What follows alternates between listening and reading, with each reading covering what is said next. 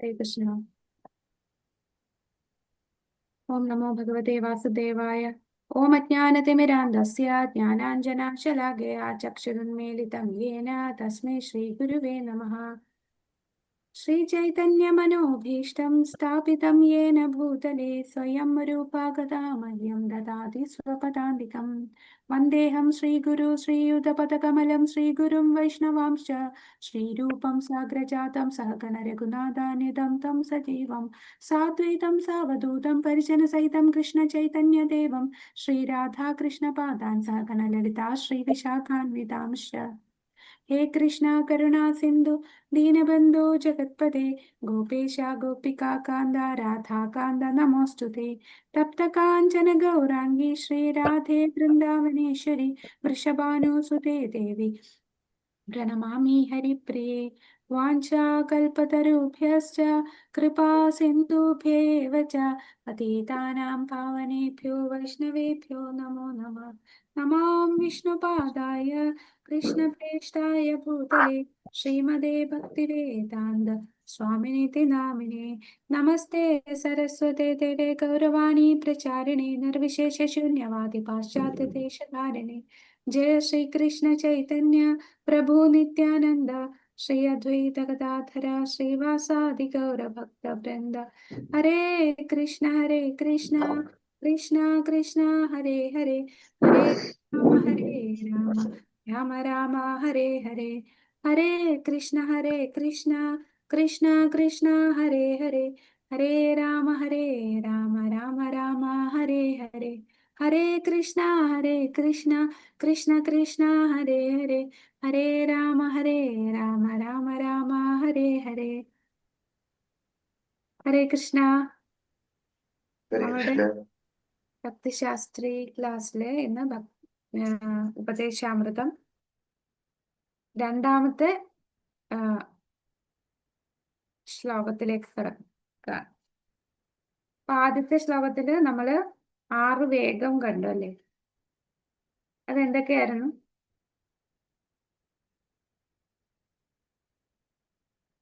വാചോവേഗം മനസാ ക്രോധവേഗം ജിഹ്വാവേഗം ഉദരോപവസ്ഥവേഗം വേദാൻവേഗാന്യോ വിഷഹേദധീര സർവാത്മീയ ഹൃദയം ശിഷ്യ. ഹരേ കൃഷ്ണ. അപ്പോ ഒരു വ്യക്തി ശിഷ്യനെ സ്വീകരിക്കാൻ യോഗ്യനാകുന്നത് 6 കാര്യങ്ങൾ നിയന്ത്രിക്കണം. നമ്മളെ വാക്ക്, മനസ്സ്, ക്രോധം, നാവ്, ഉദരം, ഉപസ്ഥ.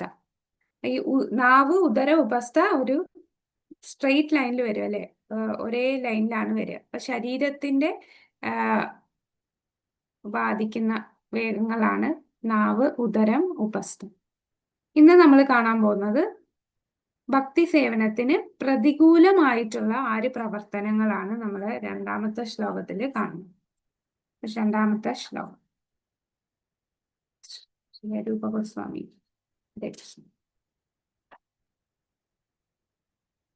അത്യാഹാര പ്രയാസശ്ച പ്രജൽപാ നിയമാഗ്രഹ ജനസംഘശ്ച ലൗല്യം ഷഡ്ഭിർയോ ശക്തിർഭക്തിർവിനശ്യതി. ഷഡ്ഭിർഭക്തിർവിനശ്യതി.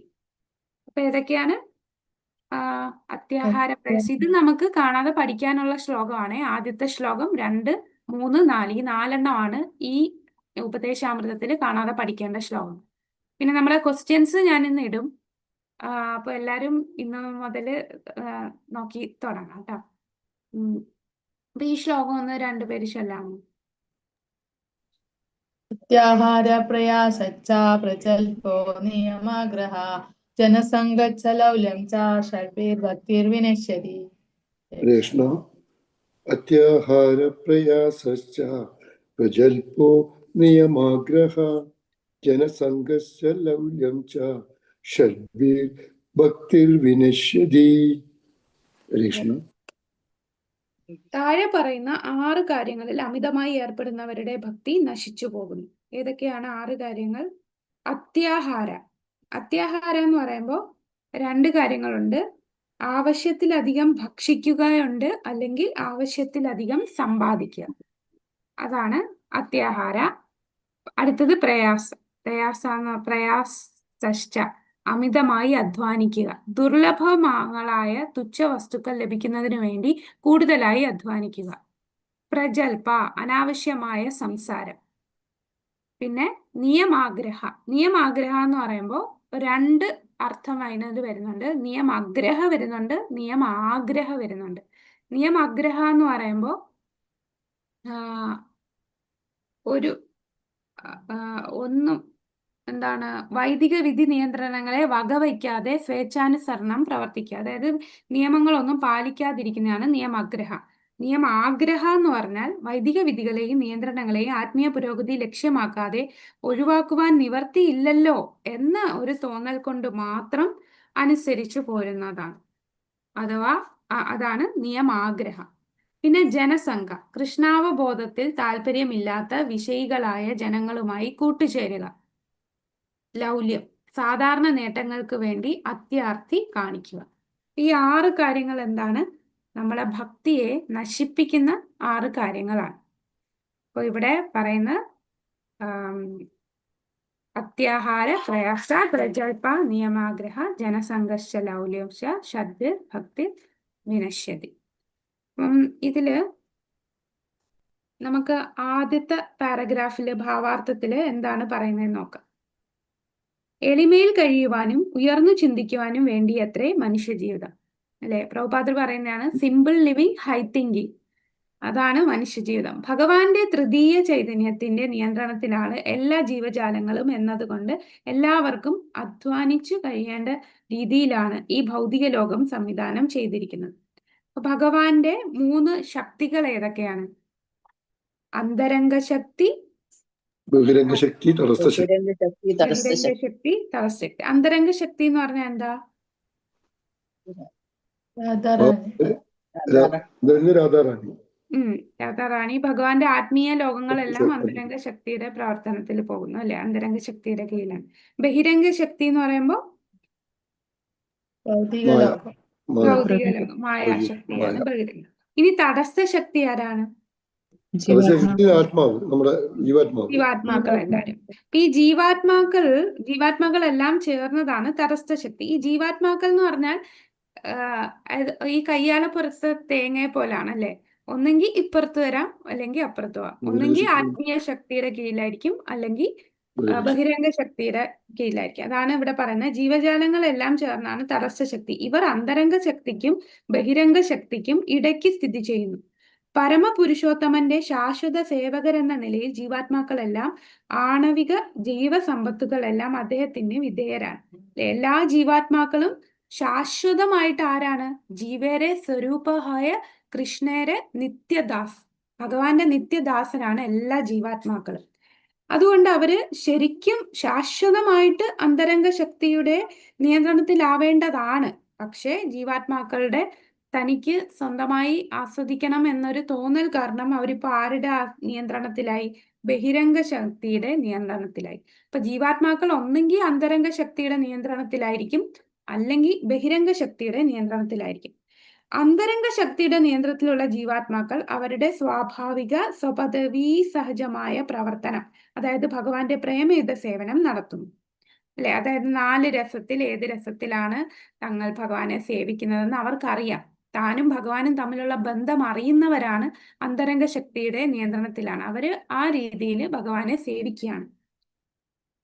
ഭഗവത്ഗീതയില് 9.13 ഈ സംഗതി പ്രതിപാദിക്കുന്നു. മഹാത്മാനസ്തു മാം പാർത്ഥ ദേവീം പ്രകൃതിമാശ്രിത ഭജന്ത്യനന്യ മനസോ ജ്ഞാത്വാ ഭൂതാദിമവ്യയം.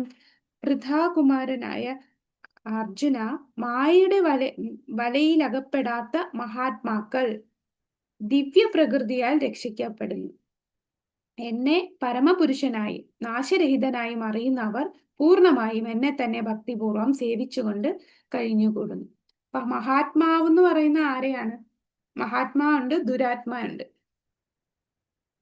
മഹാത്മാ എന്ന് പറയുന്ന വ്യക്തി ഏത് ശക്തിയുടെ നിയന്ത്രണത്തിലായിരിക്കും?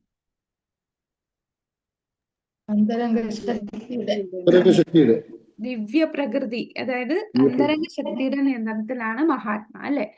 ദുരാത്മാ എന്ന് പറയുന്നത് ബഹിരംഗ ശക്തിയുടെ നിയന്ത്രണത്തിൽ വരുന്നത് ദുരാത്മാ. സങ്കുചിത ഹൃദയരയല്ല, വിശാല ഹൃദയരെയാണ് മഹാത്മാ എന്നുകൊണ്ട് വിശേഷിപ്പിക്കുന്നത്. സങ്കുചിത മനസ്കന്മാർ സാമാന്യമായി ഇന്ദ്രിയങ്ങളെ സന്തോഷിപ്പിച്ചുകൊണ്ട് കഴിയുന്നു.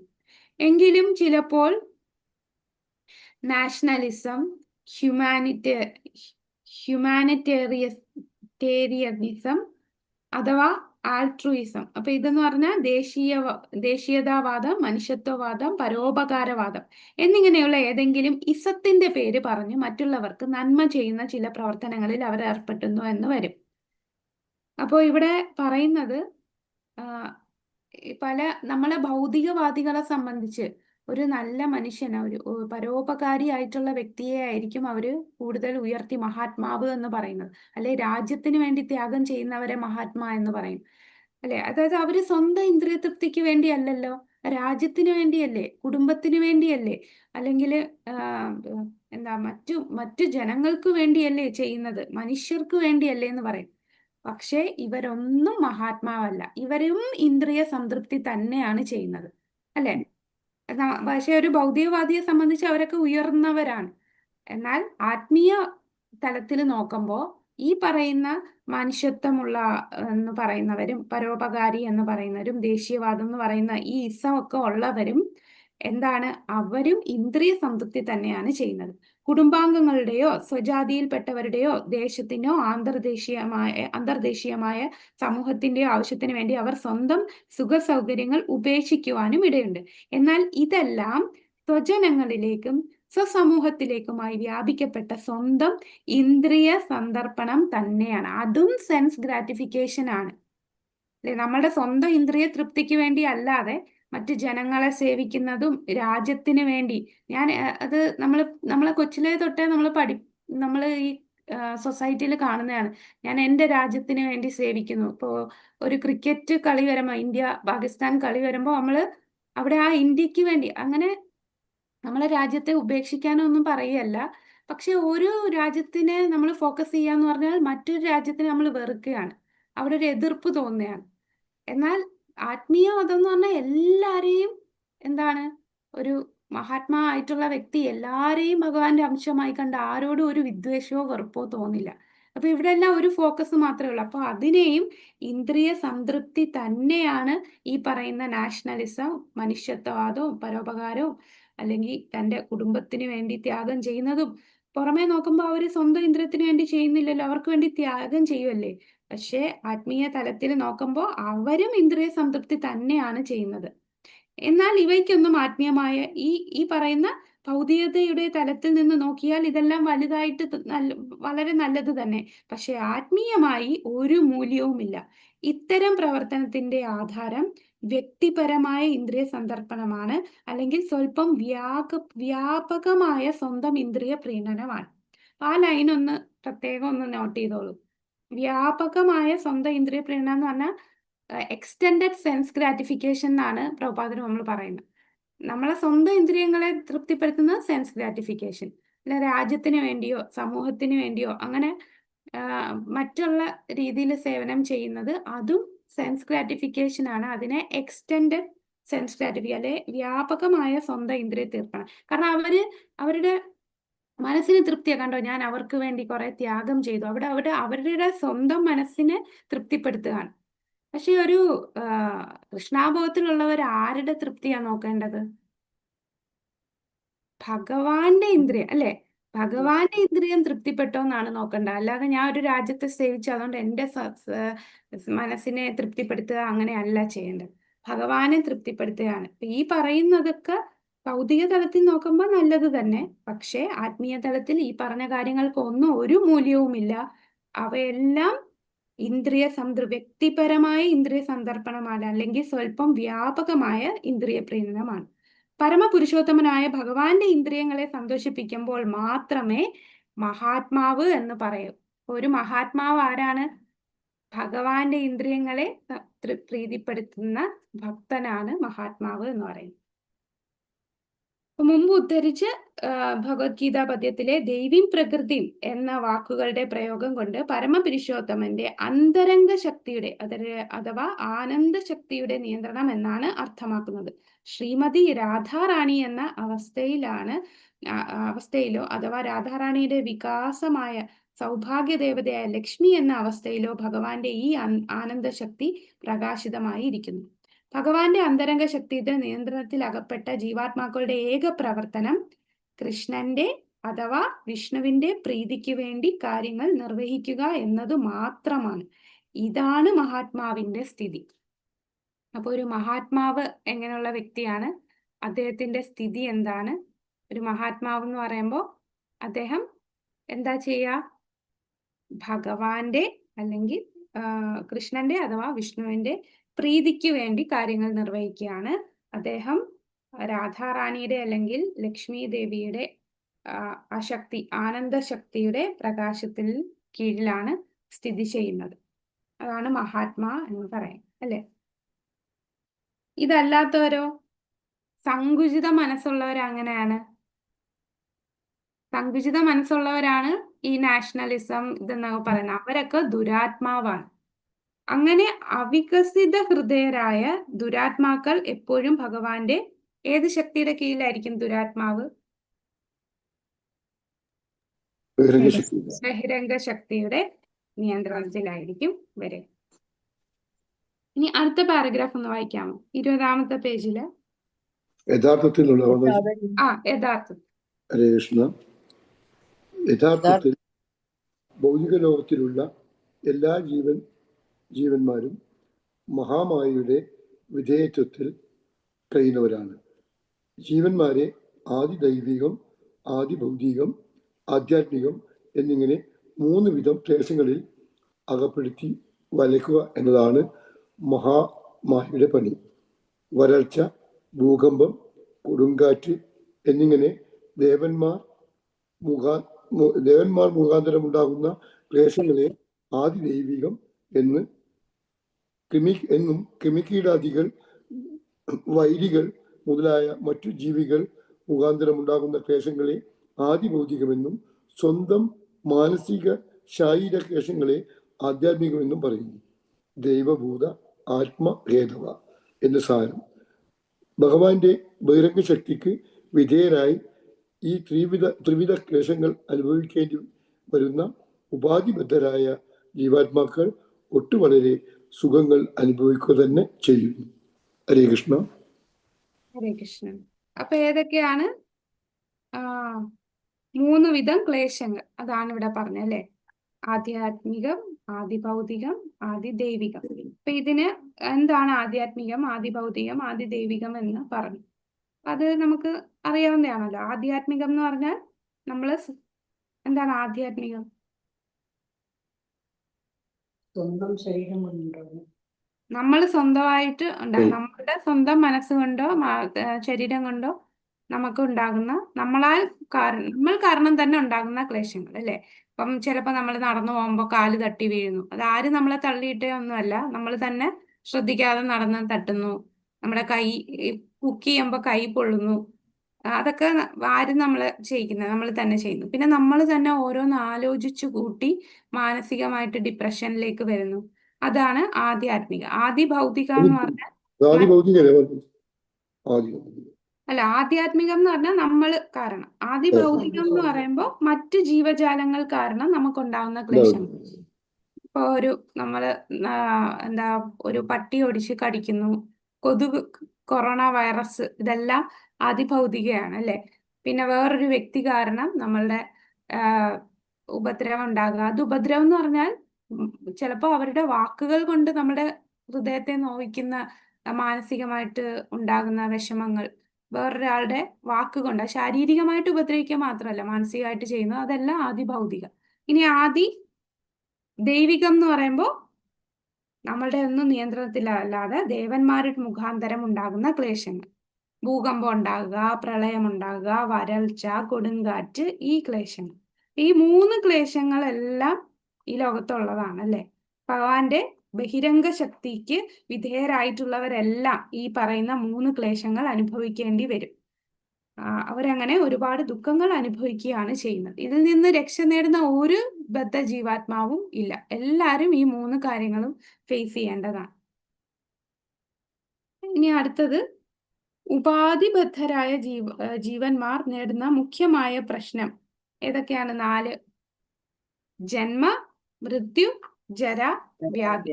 അത് തന്നെ ആവർത്തിച്ചുകൊണ്ടിരിക്കുന്നു അല്ലെ. ഭൗതിക ലോകത്തിൽ ശരീരത്തിന്റെയും ആത്മാവിന്റെയും നിലനിൽപ്പിന് വേണ്ടി ഒരാൾക്ക് പ്രവർത്തിക്കേണ്ടതായി വരുന്നു. എന്നാൽ കൃഷ്ണാവബോധം പ്രായോഗികമാക്കുന്നതിന് സഹായകമായ വിധത്തിൽ ഈ പ്രവർത്തികളെ നമുക്ക് എങ്ങനെ നിർവഹിക്കാം? ഭക്ഷ്യധാന്യങ്ങൾ, വസ്ത്രങ്ങൾ, ധനം മുതലായ വസ്തുക്കൾ ശാരീരിക നിലനിൽപ്പിന് വേണ്ടി സംഭരിക്കേണ്ടത് ആരുടെയും ആവശ്യമാണ്. എന്നാൽ ശരീരത്തിന്റെ മിതമായ ആവശ്യങ്ങൾക്ക് വേണ്ടതിലധികം അയാൾ ഇവയൊന്നും സംഭരിക്കരുത്. ഈ സരളമായ തത്വം അനുസരിച്ചാൽ ശരീരം നിലനിർത്തുവാൻ പ്രയാസം ഉണ്ടാവുകയില്ല. അപ്പോ ഇവിടെ നമ്മൾ അടുത്ത പാരഗ്രാഫിൽ പറയുന്നത് അത്യാഹാരമാണ് ഇനി പറഞ്ഞു തുടങ്ങുന്നത്. അത്യാഹാരം എന്ന് പറയുമ്പോൾ ഒന്ന് ആ വാക്കിന്റെ അർത്ഥം എന്താണ്? അതിയായി ആഹാരം അല്ലെ, ആവശ്യത്തിൽ കൂടുതൽ ഭക്ഷിക്കുക എന്ന് ഒരു അർത്ഥമുണ്ട്. പിന്നെ ആവശ്യത്തിൽ കൂടുതൽ സമ്പാദിക്കുക, അതാണ് അതിയാഹാരം. അതിയായി സമ്പാദിക്കുന്നത് അത്യാഹാരം. ഇപ്പൊ വേദങ്ങൾ പറയുന്നതിന് കൂടുതൽ നമ്മൾ സംഭരിക്കുകയാണെങ്കിൽ അതിനെ അത്യാഹാരം എന്ന് പറയും. അപ്പൊ ഇവിടെ ഉദാഹരണം പറയുവാണെങ്കിൽ ഇവിടെ പ്രഭാതർ ഒരു ഉദാഹരണം കൂടെ പറയുന്നുണ്ട്. ഒരു പക്ഷി അല്ലെ, ഒരു ചാക്ക് അരി തുറന്ന സ്ഥലത്തിൽ ഒന്ന് വെച്ച് നോക്കുക. പക്ഷി എന്തായിരിക്കും ചെയ്യുക? പക്ഷികൾ ആവശ്യത്തിനുള്ളത് മാത്രം കഴിച്ചോണ്ട് വാങ്ങും. എന്നാ ഒരു മനുഷ്യനാണ് ഇത് കണ്ടെങ്കിൽ ചാക്കോടെ എടുത്ത് ആരെങ്കിലും വരുന്നതിന് മുമ്പ് ആരും കാണാതെ എല്ലായിടത്ത് സ്വരൂപിക്കാൻ നോക്കും അല്ലെ. അത് കറക്റ്റ്. അതാണ് പ്രഭാതർ പറയുന്നത്. പക്ഷികൾ പറന്നു വന്ന് കുറച്ച് മണികൾ മാത്രം കുത്തിക്കൊണ്ട് തിരിച്ചു പോകും. എന്നാൽ ഒരു മനുഷ്യൻ അത് കണ്ടത് എത്തിയാൽ ആ ചാക്ക് അതേപടി മുഴുവൻ കടത്തിക്കൊണ്ട് പോകും. വയറ് നിറയ്ക്കുവാന്നിടത്തോളം ഭക്ഷിച്ച ശേഷം ബാക്കിയുള്ളത് അവർ ശേഖരിച്ചു വെക്കുന്നു. ആവശ്യത്തിലധികം സംഭരിക്കുന്നതും ഭക്ഷിക്കുന്നതും അനാവശ്യമായ അധ്വാനത്തിനും പ്രയാസത്തിനും ഹേതുവായി തീരുന്നു. ഈശ്വരന്റെ സംവിധാനം അനുസരിച്ച് സ്വല്പം നിലവും ഒരു കറവ പശുവും ഉണ്ടെങ്കിൽ ലോകത്തിന്റെ ഏത് ഭാഗത്ത് ചെന്നാലും ഒരാൾക്ക് വളരെ ശാന്തമായി ജീവിക്കാം. തന്റെ ഉപജീവനം സമ്പാദിക്കുന്നതിന് വേണ്ടി മനുഷ്യന് ദേശം തോറും തെണ്ടി നടക്കേണ്ടതില്ല. ഇരിക്കുന്ന സ്ഥലത്ത് തന്നെ ധാന്യങ്ങൾ വിളയിച്ചെടുക്കാം. പശുക്കളെ കറന്നെടുക്കുകയും ചെയ്യാം. അവന്റെ സാമ്പത്തിക പ്രശ്നങ്ങളെല്ലാം അതോടെ അവസാനിക്കും. അതാണ് ഈ അത്യാഹാരത്തിൽ നമ്മളുടെ പ്രാക്ടിക്കലായിട്ട് ഒരു ഉദാഹരണം പറയുമ്പോൾ ചിലർക്ക് എന്താണ് അമിതമായിട്ട് ശേഖരിച്ചു വെക്കുന്ന, ചിലർക്ക് ഈ സ്ത്രീകൾക്കാണെങ്കിൽ പ്രത്യേകിച്ച് ഈ ഡ്രസ്സുകൾ ശേഖരിക്കുക. എത്ര വാങ്ങിച്ചാലും മതിയാവത്തില്ല. ഒരുപാട് വീണ്ടും സാരി വാങ്ങിക്കുക, ചുരിദാർ വാങ്ങിച്ചു വെക്കുക. ഞാൻ എൻ്റെ കാര്യം പറഞ്ഞാണ് കേട്ടോ. അപ്പൊ അങ്ങനെ വെക്കുക. പിന്നെ ചിലർക്ക് എന്തെങ്കിലും ഒരു ക്രേസ് കാണും. ചിലർക്ക് ചെരുപ്പിനോടായിരിക്കും. എത്ര ഉണ്ടെങ്കിലും ഒരു കടയിൽ പോകുമ്പോൾ ആ ചെരുപ്പ് ഇപ്പോൾ തന്നെ ഒരു 10 ചെരുപ്പ് കാണുമായിരിക്കും, എന്നാലും ചെരുപ്പ് വാങ്ങിച്ചു വെക്കുക. പിന്നെ ചിലർക്ക് വാച്ചായിരിക്കും. അങ്ങനെ എന്തെങ്കിലും ഒരു വസ്തുവിൻ്റെ അടുത്ത് കൂടുതൽ പിന്നെ ചിലർക്ക് പുസ്തകങ്ങളായിരിക്കും. പുസ്തകങ്ങൾ ഇങ്ങനെ കണ്ടമാനം വാങ്ങിച്ച് ഇങ്ങനെ വെക്കും. പക്ഷെ ഒന്നും വായിക്കത്തൊന്നുമില്ല, ഇങ്ങനെ ശേഖരിച്ചു വെക്കും. അപ്പൊ ഇങ്ങനെയുള്ളതിന് ഒരു പ്രാക്ടിക്കൽ സൊല്യൂഷൻ എന്ന് പറഞ്ഞാൽ നമ്മൾ വാങ്ങിക്കുന്നത് പോലെ നമ്മൾ ഉള്ളത് കുറച്ച് ആർക്കെങ്കിലും കൊടുക്കുക. അപ്പൊ ഇങ്ങനെ വാങ്ങിച്ച് കൂട്ടി വെക്കുന്നതിനും കുറച്ച് കൊടുത്ത് കുറച്ച് വാങ്ങിച്ചാലും കുഴപ്പമില്ല. പിന്നെ ഇത് ഓരോ ആശ്രമത്തിൽ ഇരിക്കുന്നവർക്ക് അതനുസരിച്ചുള്ള സ്ട്രിക്റ്റ്നെസ് കാണും. ഇപ്പോൾ ഒരു സന്യാസിയെ സംബന്ധിച്ചാകുമ്പോൾ ഒരിക്കലും അങ്ങനെ വരില്ല അല്ലേ. അപ്പോൾ അവരുടെ സമ്പത്ത് എന്ന് പറഞ്ഞാൽ അവരുടെ ഡ്രസ്സ് കൂടിപ്പോയാൽ 4 ഡ്രസ്സ് മാത്രമേ, കൂടുതൽ മാക്സിമം 4 എണ്ണം ആയിരിക്കും ഉപയോഗിക്കുക. അതിൽ ഒരെണ്ണം മാറ്റി വെച്ചിരിക്കും എന്തെങ്കിലും സ്പെഷ്യൽ ഫങ്ഷൻസിന് ഉപയോഗിക്കാനായിട്ട്. ബാക്കി 3 എണ്ണം വെച്ചായിരിക്കും ബാക്കി ദിവസങ്ങൾ ഉപയോഗിക്കുക. പക്ഷെ ഗൃഹസ്ഥരാകുമ്പോൾ അതനുസരിച്ച് അവരുടെ ജീവിത സാഹചര്യം അനുസരിച്ച് വാങ്ങിക്കും. അപ്പൊ ഒരിക്കലും നമ്മൾ എന്ത് വസ്തു വാങ്ങിക്കുമ്പോൾ ഇതെനിക്കിപ്പോൾ ആവശ്യമുണ്ടോ ഇല്ലയോ എന്ന് ചിന്തിച്ച് വാങ്ങിക്കണം എന്നാണ് പറയുന്നത്. ഇപ്പോൾ ഓൾറെഡി ഉണ്ടല്ലോ, പിന്നെ എന്തിനാണ്? ഇപ്പൊ സ്ത്രീകളുടെ ഒരു പ്രശ്നമാണ് ഒരുപാട് ഡ്രസ്സ് ഉണ്ടായാലും നാളെ ഫംഗ്ഷൻ എടുക്കാൻ എനിക്ക് ഒറ്റ ഉടുപ്പില്ല എന്നിങ്ങനെ പറയും. അലമാര നിറച്ചും ഡ്രസ്സായിരിക്കും. പുരുഷന്മാര് നോക്കുമ്പോ ഈ ഇരിക്കുന്നൊക്കെ എന്താണ് അല്ലേ? അപ്പൊ അതൊക്കെ അത്യാഹാരത്തിൽ വരുന്നതാണ്. അമിതമായിട്ട് ഇങ്ങനെ സ്വരൂപിച്ച് കൂട്ടുക. പിന്നെ മറ്റ് എന്ന് പറഞ്ഞാൽ സമ്പാദിക്കുക. ഒരു ഫ്ലാറ്റ് ഉണ്ടാക്കി അത് കഴിഞ്ഞിട്ട് അവിടെ വീട് ഇവിടെ വീട് ഓരോ സ്ഥലത്തും വസ്തുക്കൾ വാങ്ങിച്ചു കൂട്ടുക. അതെല്ലാം ഇങ്ങനെ സ്വരൂപിച്ച് വെക്കുക, സമ്പാദിക്കുക. ചിലർക്ക് കാറ് ക്രേസ് ആയിരിക്കും. പോകാൻ ഒരു കാറ് മതിയായിരിക്കും. പക്ഷെ അവർ ഒന്നല്ല രണ്ടല്ല പുതിയ ഇത് വരുമ്പോൾ പുതിയ പുതിയ കാറുകൾ വാങ്ങിക്കുക. അപ്പുറത്തെ വീട്ടിൽ ഒരാൾ കാറ് വാങ്ങിക്കുമ്പോൾ എനിക്ക് അതിലും വലിയ കാറ് വേണമെന്ന് ചിന്തിക്കുക. ഇതെല്ലാം ഈ അതിയാഹാരം അല്ലെ, അമിതമായി സംഹരിക്കും. ഈ ഒരു ചിന്താഗതി അതെന്താണ്? ഭക്തിക്ക് വിനാശമാണ്. അടുത്ത പാരഗ്രാഫിൽ പറയുന്നത് പ്രയാസം. ഇപ്പൊ നമ്മൾ ഇങ്ങനെ ആവശ്യത്തിൽ കൂടുതൽ സമ്പാദിക്കുമ്പോൾ എന്താണ്? അതിനു വേണ്ടി കൂടുതൽ നമ്മൾ പ്രയത്നിക്കേണ്ടി വരും. ഇപ്പൊ ചിലര് ഇപ്പൊ ഒരു ഫ്ലാറ്റ് വാങ്ങിക്കുന്നു, അവർക്കൊരു വീടുണ്ട്, താമസിക്കാൻ എല്ലാ സൗകര്യവും ഉണ്ട്. എന്നാലും ഇനിയും സമ്പാദിക്കണം എന്നുള്ള ചിന്തയിൽ അവരിങ്ങനെ വാങ്ങിക്കുന്നു. ലോൺ എടുത്തായിരിക്കും വാങ്ങിക്കുക. അപ്പൊ ആ ലോൺ അടയ്ക്കാനായിട്ട് എന്ത് ചെയ്യണം? കൂടുതൽ സമ്പാദിച്ച് ലോൺ അടയ്ക്കാൻ പൈസ വേണ്ടേ? അപ്പൊ കൂടുതൽ ഹാർഡ് വർക്ക് ചെയ്യണം. അതാണ് ഈ പ്രയാസം. ആവശ്യത്തിലധികം സംഭരിക്കുന്നതും ഭക്ഷിക്കുന്നതും അനാവശ്യമായ അധ്വാനത്തിനും പ്രയാസത്തിനും ഹേതുവായി തീരുന്നു. അതല്ലേ ചിലര് ഇപ്പൊ ജോലിക്ക് പോകുമ്പോ കൂടുതൽ എക്സ്ട്രാ ഏർണിങ് കിട്ടാൻ വേണ്ടി വെളുപ്പിനെ പോയിട്ട് രാത്രി 9 മണി 10 മണിക്കായിരിക്കും വരിക. എക്സ്ട്രാ വർക്ക് ചെയ്യും. എന്തിനാണ്? കൂടുതൽ പൈസ കിട്ടാനായിട്ട്, കൂടുതൽ സമ്പാദിക്കാൻ. എന്തിനാ കൂടുതൽ സമ്പാദിക്കുന്നത്? അതെനിക്ക് ഒരുപാട് ചെലവുകളില്ലേ? എന്തൊക്കെയാണ് ചെലവ്? നമ്മൾ തന്നെ സ്വരൂപിച്ചു കൂട്ടുന്ന ചെലവില്ല. അനാവശ്യമായിട്ട് സ്വരൂപിച്ചു കൂട്ടുന്ന ആ ചെലവ് നികത്താൻ വേണ്ടിയായിരിക്കും ഈ കിടന്ന് കഷ്ടപ്പെടുന്നത്. അതാണ് ഈ പ്രയാസം. ആവശ്യത്തിലധികം സംഭരിക്കുക ചെയ്യുമ്പോൾ കൂടുതൽ അനാവശ്യമായിട്ട് അധ്വാനത്തിന് ഹേതുവാകുന്നു. ഈശ്വരന്റെ സംവിധാനം അനുസരിച്ച് സ്വല്പം നിലവും ഒരു കറവപ്പശുവും ഉണ്ടെങ്കിൽ ലോകത്തിലെ ഏത് ഭാഗത്തും ചെന്നെത്താൻ ശാന്തമായി ജീവിക്കാമെന്ന് പ്രഭാതർ പറയുന്നു. ഭാഗ്യവശാൽ മനുഷ്യന് കൃഷ്ണാബോധം വികസിപ്പിച്ചെടുക്കാനുള്ള, ഈശ്വരനെ മനസ്സിലാക്കുവാനുള്ള, ഈശ്വരനുമായി നമ്മുടെ ബന്ധം അറിയുവാനുള്ള, ജീവിതത്തിന്റെ ലക്ഷ്യവും ഭഗവത് പ്രേമവും അറിയുവാനും സമ്പാദിക്കുവാനുമുള്ള ഗുണോത്തരമായ ബുദ്ധി നൽകപ്പെട്ടിട്ടുണ്ട്. പക്ഷേ പരിഷ്കൃതനെന്ന് ഭാവിക്കുന്ന ആധുനിക മനുഷ്യർ ഭാഗ്യദോഷത്താൽ എന്ന് പറയട്ടെ, ഭഗവത് പ്രാപ്തിക്കായി ശ്രദ്ധിക്കാതെ ആവശ്യത്തിലധികം നേടി രസിപ്പിക്കുന്നതിനായി മാത്രം കൂടുതൽ ഭക്ഷിക്കുന്നതിന് തന്റെ ബുദ്ധി പ്രയോജനപ്പെടുത്തുകയാണ് ചെയ്യുന്നത്. ഭഗവാന്റെ ആസൂത്രണം അനുസരിച്ച് ലോകത്തിലെമ്പാടുമുള്ള മാനവന്മാർക്ക് വേണ്ട പാലും ധാന്യവും ഉണ്ടാകുന്നതിന് പ്രയാസമൊന്നുമില്ല. എന്നാൽ മനുഷ്യൻ തനിക്ക് ലഭിച്ചിട്ടുള്ള ഗുണോത്തരമായ ബുദ്ധി ഭഗവത് ബോധ വികസനത്തിനായി ഉപയോഗിക്കാത്ത, ആവശ്യമില്ലാത്തതും ദോഷകരവുമായ വസ്തു സമൂഹം സൃഷ്ടിക്കാൻ വേണ്ടി ദുരുപയോഗപ്പെടുത്തുന്നു. അങ്ങനെ ഒരുപാട് കശാപ്പ് ശാലകൾ, വേശ്യാലയങ്ങൾ, വ്യവസായശാലകൾ, മദ്യഷോപ്പുകൾ ഇവ ഇന്ന് തുറക്കപ്പെട്ടിരിക്കുകയാണ്. ആവശ്യത്തിലധികം ഭക്ഷ്യസാധനങ്ങൾ ശേഖരിക്കരുത്, ക്രമത്തിലധികം ഭക്ഷിക്കരുത്, കൃത്രിമ ഉപഭോഗ വസ്തുക്കൾ നേടുന്നതിനായി പ്രയാസപ്പെടരുത് എന്നിങ്ങനെ ജനങ്ങൾക്ക് ഉപദേശം നൽകിയാൽ തങ്ങളെ പ്രാകൃത ജീവിതത്തിലേക്ക് തിരിച്ചു പോകാൻ ഉപദേശിക്കുക എന്നത്രേ വിചാരിക്കുക. അല്ലെ, നമ്മൾ ഇതൊക്കെ പറഞ്ഞാൽ പറയും, നിങ്ങൾ ഞങ്ങളെ പണ്ടത്തെ കാലത്തേക്ക് കൊണ്ടുപോവുകയാണോ? എല്ലാവരും മോഡേൺ ആണ്, കൂടുതൽ ടെക്നോളജി അഡ്വാൻസ് ചെയ്തുകൊണ്ടിരിക്കുമ്പോൾ മോഡേൺ ആവുന്നതിന് പകരം ഇപ്പോഴും പണ്ടത്തെ ഇതിൽ കൊണ്ടുപോവാണ്, പ്രാകൃത അയൺ ഏജിൽ കൊണ്ടുപോവാണോ എന്നൊക്കെ ആൾക്കാർ ചോദിക്കുകയാണ്. ശരിക്കും ഭഗവാൻ നമ്മൾ എന്താണ്, നമ്മൾ ആരാണ്, എന്തിനിവിടെ ജനിച്ചു, എന്താണ് നമ്മുടെ ജന്മ ഉദ്ദേശം, ഈ ജീവാത്മാവ് മരിച്ചതിന് ശേഷം എന്തുണ്ടാ, ഇങ്ങനെ ഈ ജിജ്ഞാസ ഉയർത്താനുള്ള ബുദ്ധി മനുഷ്യന് കൊടുത്തിട്ടുണ്ട്. പക്ഷെ മനുഷ്യൻ എന്താ ചെയ്യുന്നത്? ആ ബുദ്ധി ഭഗവാന് വേണ്ടി ഉപയോഗപ്പെടുത്താതെ അവര് സ്വന്തം ഇന്ദ്രിയ തൃപ്തിന് വേണ്ടിയും കൂടുതൽ സമ്പാദിക്കാനും അതിനുവേണ്ടി പ്രയാസം ചെയ്യാനും ഒക്കെ ദുരുപയോഗപ്പെടുത്തുകയാണ്. അങ്ങനെ കൂടുതൽ ഫാക്ടറീസ് ഉണ്ടാക്കുന്നു. ഇതെല്ലാം മനുഷ്യന്റെ ഗ്രീഡ് കാരണം, അല്ലെ, ആർത്തി കാരണമാണ് ഇതെല്ലാം വരുന്നത്. ഒരു ലളിത ജീവിതം ജീവിക്കുന്ന വ്യക്തിക്ക് ഈ ഫാക്ടറിയുടെയും കശാപ്പ് ശാലയുടെയും വേശ്യാശാലകളുടെയും ഒന്നും മദ്യഷോപ്പിന്റെ ഒന്നും ആവശ്യം വരുന്നില്ല. എല്ലാ ലളിത ജീവിതം ജീവിക്കുന്ന വ്യക്തിക്ക് എന്തൊക്കെ മതിയെന്നാണ് പ്രഭുപാദൻ നമുക്ക് പറഞ്ഞു തരുന്നത്? ഈശ്വരന്റെ സംവിധാനം അനുസരിച്ച് ജീവിക്കുന്നവർക്ക് 2 കാര്യം മതി. ഒരു സ്ഥലം പശു.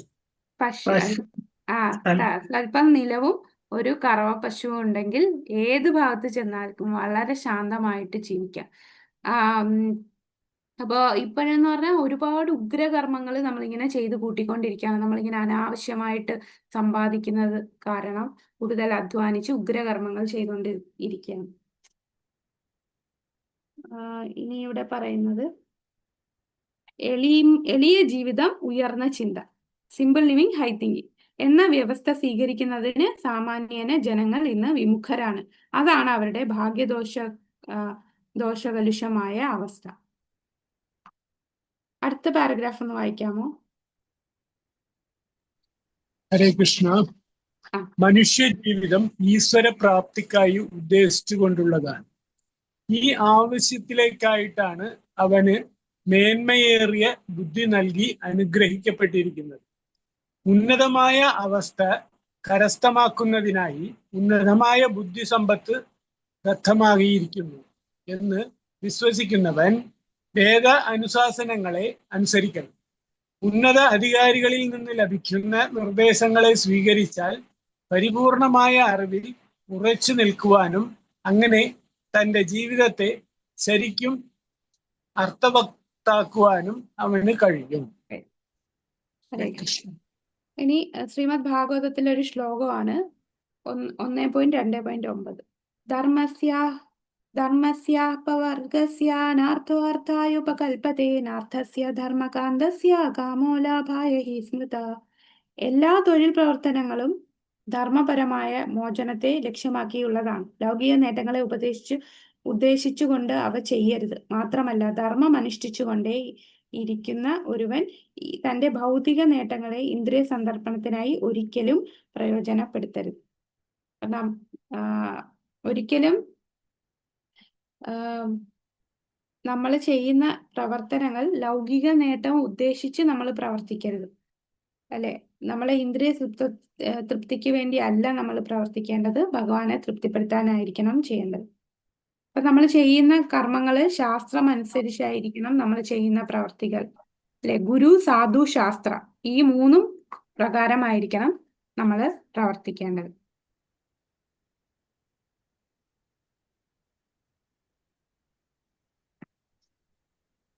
മനുഷ്യന്റെ ഗുണോത്തരമായ ബുദ്ധിയെ അടിസ്ഥാനമായ ധർമ്മം മനസ്സിലാക്കുന്നതിന് വേണ്ടി പരിശീലിപ്പിക്കണം. മാനവ സമൂഹത്തിൽ ഇന്ന് വിവിധ മതവിഭാഗങ്ങളുണ്ട്. ഹൈന്ദവം, ക്രിസ്തീയം, ഹൈബ്രവം, മുഹമ്മദീയം, ബൗദ്ധം എന്നിങ്ങനെ പലതും. മതബോധമില്ലാത്ത മാനവ സമൂഹം മൃഗസമൂഹത്തെക്കാൾ മികച്ചതല്ലല്ലോ.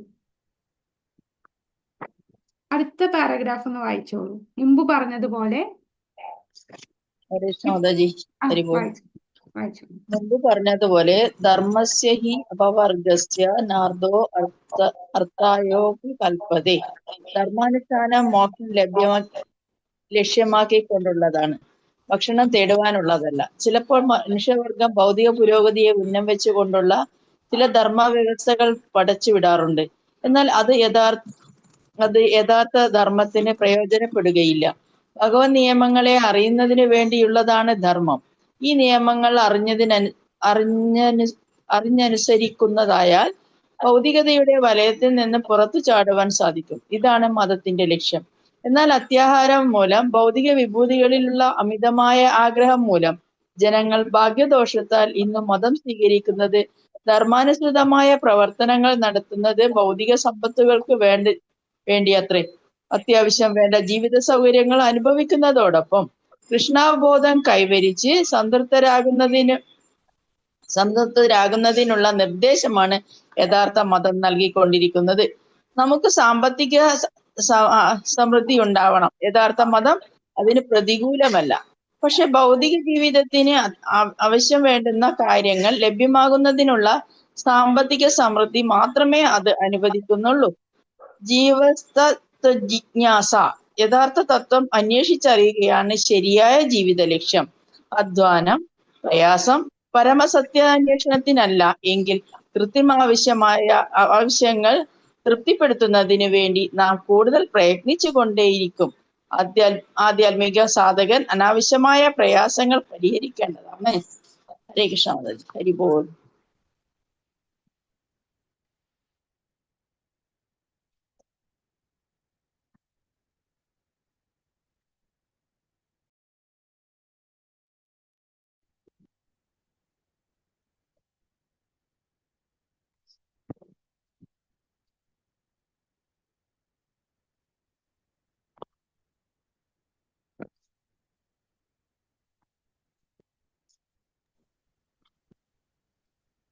ഹരേ കൃഷ്ണ മാതാജി മ്യൂട്ടായി പോയി. ഹരേ കൃഷ്ണ. ഹരേ കൃഷ്ണ. സോറി, ഹരേ കൃഷ്ണ. അപ്പൊ ഇത് ഈ അത്യാഹാരം പിന്നെ പ്രയാസം, ഇതിന് ഉദാഹരണമായിട്ട് നാരദമുനിയും അദ്ദേഹത്തിന്റെ ശിഷ്യനായ കൈലാഷിന്റെയും കഥ. ഈ കഥ ആർക്കൊക്കെ അറിയാം? കൈലാഷിന്റെ കഥ അറിയാം? കൈലാഷ് എന്ന് പറയുന്ന ഒരു അറിയില്ല. കൈലാഷ് എന്ന് പറയുന്ന ഒരു ബിസിനസ്സുകാരനാണ്. അപ്പോൾ അദ്ദേഹം ഇങ്ങനെ മക്കളൊക്കെ ആയിട്ട് ഇങ്ങനെ ജീവിക്കുമ്പോൾ ഒരു ദിവസം നാരദ മഹർഷി വന്നിട്ട് പറയും, കൈലാഷ്, ഞാൻ നിന്നെ വൈകുണ്ഠത്തിൽ കൊണ്ടുപോകാമെന്ന് പറയും. അപ്പോൾ കൈലാഷ് പറയും, അയ്യോ നാരദ മഹർഷി, എനിക്ക് വരാൻ സമയമില്ല, എനിക്ക് ബിസിനസ്സൊക്കെ ഒരുപാട് ചെയ്യാനുണ്ട്, പിന്നെ എൻ്റെ മക്കളൊക്കെ കൊച്ചുങ്ങളാണ്, അവരൊക്കെ വലുതാവട്ടെ എന്നിട്ട് വരാം. അങ്ങനെ കുറച്ച് നാൾ കഴിഞ്ഞ് നാരദ മഹർഷി വീണ്ടും വരും. വീണ്ടും വരുമ്പോൾ കൈലാഷ് എന്താണ് ചെയ്യുന്നത്? കൈലാഷ് അപ്പം വയസ്സായി, ഇപ്പൊ മക്കളൊക്കെ വലുതായി. അപ്പം കൈലാഷിന്റെ അടുത്ത് പറയും, കൈലാഷ് നീ വരുന്നില്ലേ, മക്കളൊക്കെ വലുതായില്ലേ? അപ്പൊ പറഞ്ഞു, അവർക്കൊന്നും ഒരു ഉത്തരവാദിത്വം ഇല്ല, ഞാനുണ്ടെങ്കിലേ എല്ലാവർക്കും ചെയ്യാൻ പറ്റത്തുള്ളൂ, അതുകൊണ്ട് ഞാൻ ഇപ്പൊ വരണില്ല. അവര് എല്ലാം പഠിപ്പിച്ചു കൊടുക്കണം, ഇത്രയും വലുതായെന്ന് പറഞ്ഞിട്ട് കാര്യമൊന്നും ഇല്ല എന്ന് പറഞ്ഞ് അപ്പൊ നാരദ മഹർഷി വീണ്ടും പോകും. കുറച്ച് നാൾ കഴിഞ്ഞ് വീണ്ടും നാരദ മഹർഷി വരുമ്പോൾ കൈലാഷിനെ വിളിക്കുമ്പോൾ അവിടെ ഇല്ല. അപ്പൊ മകനാണ് വരുന്നത്. അപ്പൊ പറയും, അച്ഛൻ മരിച്ചുപോയി, കുറച്ച് നാളായി മരിച്ചുപോയി എന്ന് പറയും. അങ്ങനെ നാരദ മഹർഷി, കൈലാഷിന്റെ അടുത്ത് അപ്പോഴേ ഞാൻ പറഞ്ഞ വൈകുണ്ഠത്തിൽ പോകാൻ വരാനായിട്ട്, എന്നിട്ടും കൈലാഷ് ഇപ്പൊ ഇനി ഏത് ശരീരത്തിലായിരിക്കും, എവിടെ ആയിരിക്കും പോവുക? അപ്പോ നാരദ മഹർഷി എന്ന് പറഞ്ഞ് കൈലാഷ് വിളിക്കുന്നുണ്ട്. ആരായിട്ടാന്നറിയോ? ഒരു നായയുടെ ശരീരത്തിലാണ്. പേര് മാത്രം എനിക്ക് ഓർമ്മയില്ല. അതേ വീട്ടിലെ തന്നെ ഒരു നായയായിട്ടാണ് കൈലാഷ് ജനിച്ചത് അല്ലേ? അങ്ങനെ നായയായിട്ട് വിളിച്ചപ്പോ, ഇനിയെങ്കിലും നീ വാ, നിന്നെ ഞാൻ വൈകുണ്ഠത്തിൽ കൊണ്ടുപോവാ. അപ്പൊ എന്തു പറയും? സൂക്ഷിക്കാൻ ആള് വേണം, ഞാൻ ഇല്ലെങ്കിൽ കള്ളന്മാരൊക്കെ വരും, എന്റെ മക്കൾക്ക് ഒരു ഉത്തരവാദിത്വം ഇല്ല. അങ്ങനെ കുറച്ച് നാൾ കഴിഞ്ഞ് വന്നപ്പോ ആ നായയും ചത്തു. അപ്പൊ ഏത് ശരീരത്തിലായിരിക്കും എന്ന് പറഞ്ഞ് നോക്കുമ്പോ ആരായിട്ട് വന്നു? പാമ്പായിട്ടാണ് കൈലാഷ് വന്നത്. കൈലാഷിന്റെ അടുത്ത് അപ്പോഴും പറയും, കൈലാഷ് നീ ഇനിയും ഇത് വിട്ടില്ലേ, നീ ഇപ്പൊ ഒരു പാമ്പിന്റെ ശരീരത്തായി വരുന്നില്ലേ? അന്നേരം പറയും, ഇല്ല നാരദ മഹർഷി, ഇവര് എന്താണ് ഈ വയലൊന്നും നോക്കത്തില്ല, ഓരോ അന്യമൃഗങ്ങളൊക്കെ വന്ന് ഇതെല്ലാം നശിപ്പിക്കും, ഞാൻ ഉണ്ടെങ്കിലേ പറ്റൂ. അപ്പൊ നാരദ മഹർഷി എന്ത് ചെയ്യും? ഇതിലൊരു വീഡിയോ ഉണ്ട് കേട്ടോ, ഒരു AI വെച്ചുണ്ടാക്കിയ വീഡിയോ ആണ്, നമുക്ക് കുട്ടികൾക്കൊക്കെ കാണിക്കാൻ നല്ലൊരു വീഡിയോ ആണ്. ഞാനത് ഗ്രൂപ്പിൽ അയക്കാം. ഭക്തി ലാബ് എന്ന് പറയുന്ന ഉണ്ട്, പിന്നെ യുക്തവൈരാഗ്യ, ഈ 2 ചാനലും ഡിവോട്ടീസിന്റെ ചാനലാണ്. അത് AI വെച്ചിട്ട് കുറെ വീഡിയോസ് ഉണ്ടാക്കിയിട്ടുണ്ട്, കുട്ടികൾക്കൊക്കെ നല്ല ഇഷ്ടപ്പെടുന്നതാണ്.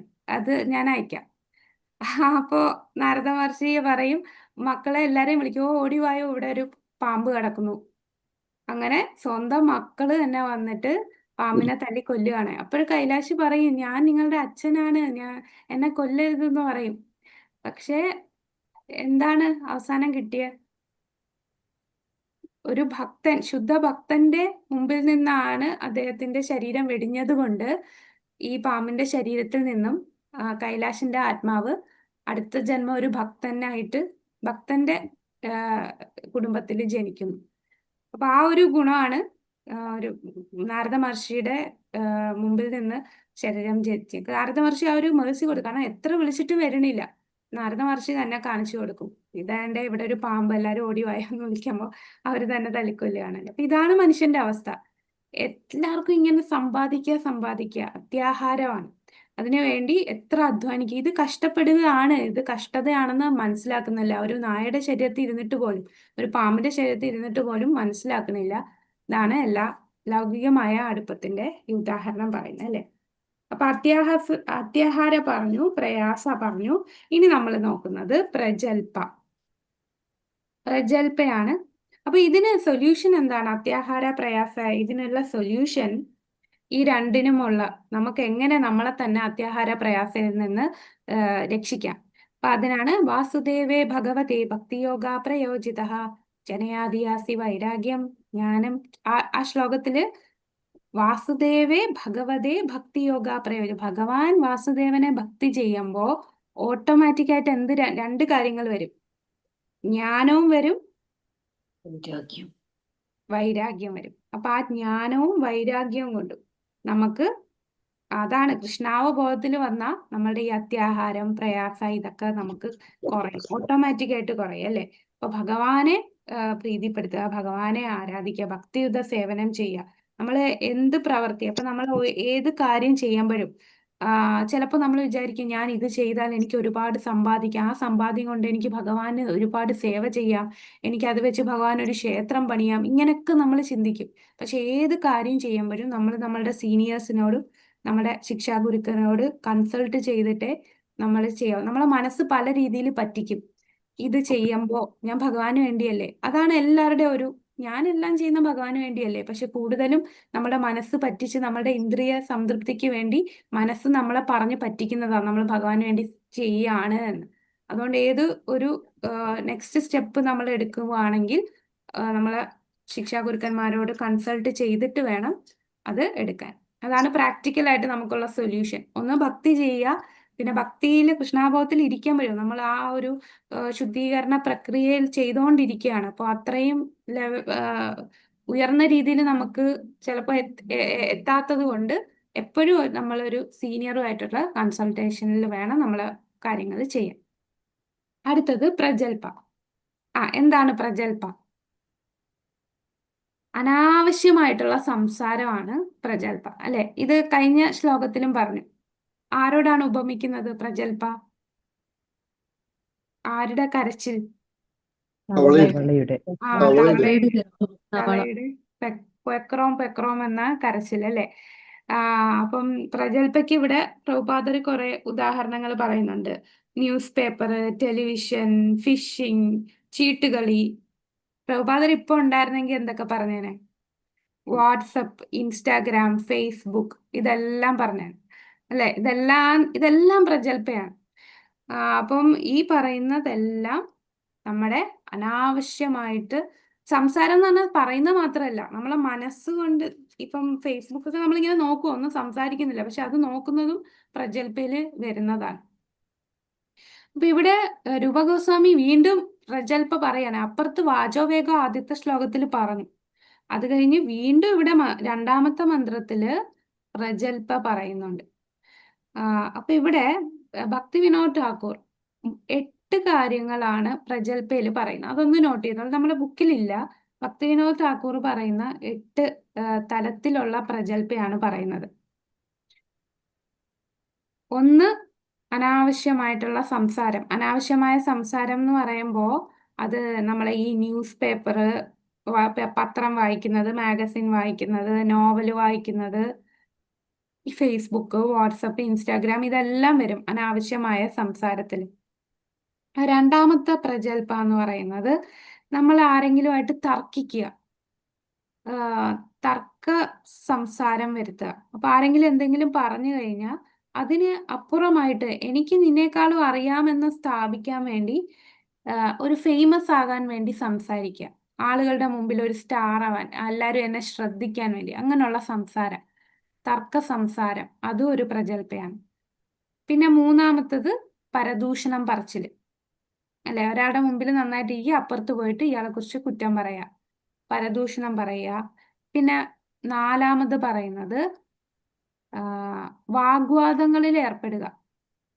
അപ്പൊ വാഗ്വാദങ്ങളിൽ ഏർപ്പെടുക എന്ന് പറയുമ്പോൾ നമ്മള് ഇപ്പൊ ഈ രൂപഗോസ്വാമി ഉപദേശാമൃതം എഴുതിയത് തന്നെ ഒരു പണ്ഡിതൻ വന്ന് വാഗ്വാദം, രൂപനാരായണൻ എന്നൊരു പണ്ഡിതൻ വന്ന് വാഗ്വാദത്തിന് വന്നപ്പോഴാണ് അല്ലേ. അപ്പൊ അതൊക്കെ ഒരു പ്രഗൽഭയാണ്. അതുകൊണ്ടാണ് രൂപഗോസ്വാമി അതിന് തയ്യാറായി. രൂപഗോസ്വാമിയും സനാതന ഗോസ്വാമി രണ്ടുപേരും ആ ഒരു ഡിബേറ്റിന് പോയില്ല. അതുപോലെ ചൈതന്യ മഹാപ്രഭുവിന്റെ അടുത്ത് ഡിബേറ്റ് ചെയ്യാനായിട്ട് വന്നില്ലേ കേശവ് കശ്മീരി, വലിയ പണ്ഡിതനായിട്ട് ചൈതന്യ മഹാപ്രഭുവിന്റെ അടുത്ത് വാഗ്വാദത്തിന് വന്നു. അപ്പൊ ഈ വാഗ്വാദം എന്ന് പറയുന്നതും പ്രഗൽഭയാണ്. പിന്നെ മറ്റുള്ളവരുടെ കുറ്റം കണ്ടുപിടിക്കുന്നത് പ്രഗൽഭയാണ്. ഇതെല്ലാം ഭക്തി വിനോദ് ഠാക്കൂർ നമുക്ക് പറഞ്ഞു തന്നിട്ടുള്ളതാണ്. പ്രഗൽഭയുടെ പല തലത്തിലുള്ള പ്രഗൽഭ. ഇപ്പൊ എത്രയായി? 4 5. ഇനി 6 എന്ന് പറഞ്ഞാൽ കള്ളം പറയുന്നത് പ്രഗൽഭ. 7 എന്ന് പറയുന്നത് ഏഴാമത്തേന്ന് പറഞ്ഞാല് ഭക്തന്മാരെ നിന്ദിക്കുക. അതൊരു ഏറ്റവും പ്രഗൽഭരെ ഏറ്റവും നീചമായിട്ടുള്ളതാണ്. ഭക്തരെ ക്രിട്ടിസൈസ് ചെയ്യുക, അവരെ കുറ്റം പറയുക. പിന്നെ 8-മത്തേന്ന് പറയുമ്പോൾ സാധാരണ ഭൗതികവാദികളുടെ സംസാരം ഉണ്ടല്ലോ.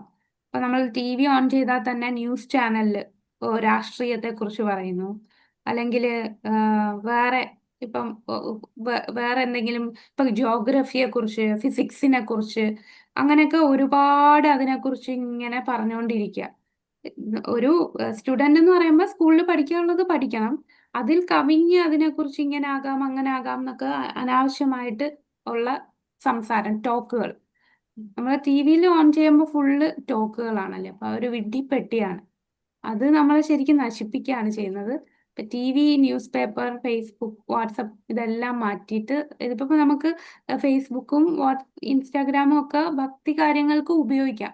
പക്ഷെ അങ്ങനെ ഉപയോഗിക്കാന്ന് പറഞ്ഞു പോകുമ്പോൾ നമ്മൾ പലതും ഇങ്ങനെ സ്ക്രോൾ ചെയ്ത് പല കാര്യങ്ങളും കണ്ട് അങ്ങ് പോവുകയും ചെയ്യും. അപ്പൊ ഇപ്പൊ പറഞ്ഞ എന്താണ്, അനാവശ്യമായിട്ടുള്ള ഭൗതിക തലത്തിലുള്ള സംസാരം അല്ലെ. അപ്പൊ ഭൗതികവാദികൾ തമ്മിൽ സംസാരിക്കുക. അവര് സംസാരിക്കുമ്പോൾ എനിക്ക് എന്തൊക്കെയോ അറിയാമെന്ന് സ്ഥാപിക്കുക, അല്ലെങ്കിൽ വേറെ ഭൗതികവാദികളെ പൊക്കി പറയുക, പുകഴ്ത്തി പറയുക, അല്ലെങ്കിൽ താഴ്ത്തി പറയുക. ഇതെല്ലാം പ്രഗൽഭയിൽ വരുന്നതാണ്. ഇപ്പൊ 8 ആയല്ലോ. ഈ 8 കാര്യങ്ങളാണ് പ്രഗൽഭയില് ഭക്തി വിനോദ് ഠാക്കൂർ പറഞ്ഞു തരുന്നത്. അപ്പൊ ഇതില് എന്താണ് സൊല്യൂഷൻ ഈ പ്രഗൽഭ ഇല്ലാതാക്കാൻ? ഹരേ കൃഷ്ണ മാതാജി. അപ്പൊ ആ. ഇതിന്റെ രണ്ടാമത്തെ അനാവശ്യമായ തർക്കമുണ്ട്, അനാവശ്യമായ സംസാരം ആദ്യത്തെയും വരുന്നുണ്ടല്ലോ. അങ്ങനെ വരുന്നു. 8-മത്തേന്ന് പറഞ്ഞാൽ ഭൗതിക തലത്തിലുള്ള സംസാരം എന്ന് പറയുമ്പോൾ ഏതെങ്കിലും ഒരു സ്പെസിഫിക് സബ്ജക്റ്റിനെ കുറിച്ചായിരിക്കും. ഭൗതിക തലത്തിൽ നോക്കുമ്പോൾ പണ്ഡിതനാന്ന് തോന്നും. അപ്പൊ അതാ എക്സാമ്പിൾ പറഞ്ഞത്. ഇപ്പൊ ഒരു ജോഗ്രഫിയെ കുറിച്ചൊരു ടോക്ക്, അതാ വെറുതെ ലൂസ് ടോക്ക് അല്ല, ഒരു ടോപ്പിക്കിനെ കുറിച്ചായിരിക്കും പറയുന്നത്. അപ്പൊ കേൾക്കുമ്പോ അത് എന്തോ വലിയ നോളജ് കിട്ടുന്ന സംഭവം എന്നും പറഞ്ഞ് കേൾക്കും. ഇപ്പൊ TV സംവാദമൊക്കെ അതിൽ പെടില്ല. ടിവിയില് ഉള്ള TV സംഭവം ഏതെങ്കിലും ഒരു സംവാദങ്ങളിൽ ടോപ്പിക് എടുത്ത് മറ്റേ സംസാരം എന്ന് പറയുമ്പോൾ നമ്മളിപ്പോ എന്തെങ്കിലും ലൂസായിട്ട് സംസാരിക്കുക. വെറുതെ ഇപ്പൊ ഒരാള് വരുമ്പോ ആ വ്യക്തിയായിട്ട് സാധാരണ ഭൗതികവാദികൾ തമ്മിൽ കണ്ടുമുട്ടുമ്പോ എന്തെങ്കിലുമൊക്കെ ഇങ്ങനെ പറഞ്ഞുകൊണ്ടേയിരിക്കും അല്ലെ.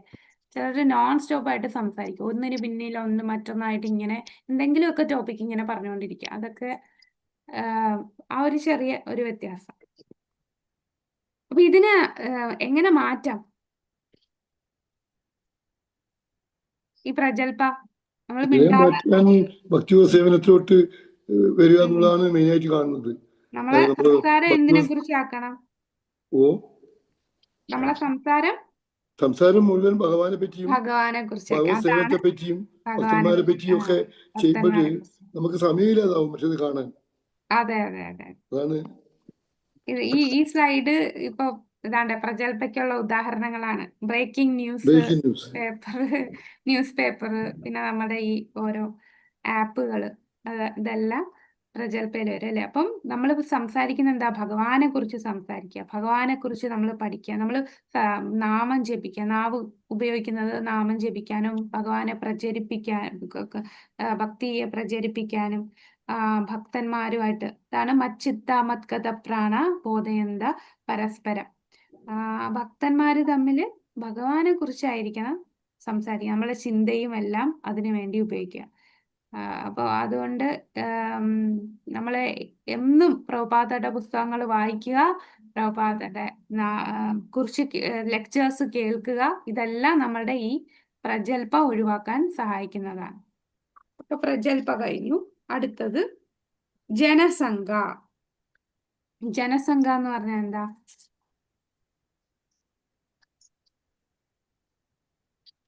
അസത്സംഗം. അസത് സംഘം അല്ലെ, ഭൗതികവാദികളുമായിട്ടുള്ള സംഘമാണ് ജനസംഘ എന്ന് പറയുന്നത്.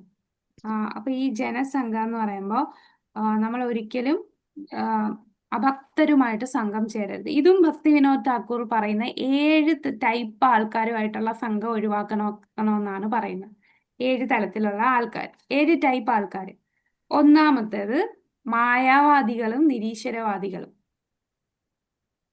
മായാവാദികൾ, നിരീശ്വരവാദികൾ, ഇവരുമായിട്ടുള്ള സംഘം ഒഴിവാക്കണം. രണ്ടാമത് പറയുന്നത് അപ്പം മായാവാദികളും നിരീശ്വരവാദികളുടെ സംഘം ഒഴിവാക്കുക എന്ന് പറഞ്ഞാൽ അവര് തരുന്ന ഭക്ഷണം നമ്മൾ കഴിക്കരുത്. വിഷയീര അന്നഖായെ മലിനഹയ മൻ. വിഷയികളുടെ ഭക്ഷണം നമ്മൾ അന്നം കഴിച്ചാൽ നമ്മുടെ മനസ്സ് മലിനമാകുമെന്നാണ് ചൈതന്യ മഹാപ്രഭു പറയുന്നത്. അതുകൊണ്ട് മായാവാദികൾ, നിരീശ്വരവാദികൾ, ഭൗതികവാദികൾ ഇവരുടെ തരുന്ന ഭക്ഷണം കഴിക്കല്. അവരുമായിട്ട് സംഘം ചേരരുതെന്ന് പറഞ്ഞാൽ അവരടുത്ത് പോയി ഇരിക്കരുത്, അവരെ ഫുള്ളായിട്ട് മാറ്റണം, അങ്ങനെയല്ല. നമ്മളിപ്പം പുറത്തൊക്കെ ഇറങ്ങുമ്പോൾ അവരുമായിട്ടല്ലേ നിൽക്കുക. അവരുടെ വാക്കുകൾ കൊണ്ട് നമ്മൾ ഇൻഫ്ലുവൻസ്ഡ് ആവരുത്.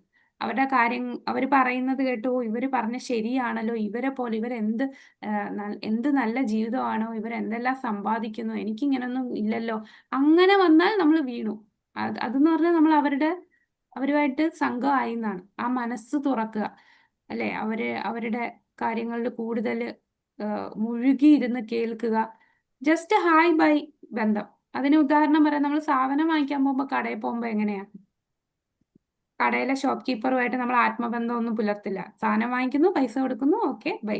ആ ഒരു ബന്ധം മാത്രമേ നമ്മൾ ഭൗതികവാദികൾ, മായാവാദികൾ, നിരീശ്വരവാദികളുമായിട്ട് പാടുള്ളൂ എന്ന് പറയും. ഇനി അടുത്ത രണ്ടാമത്തത് ഭൗതികമായിട്ട് അമിതമായിട്ട് ആസ്വദിക്കുന്നവരെ.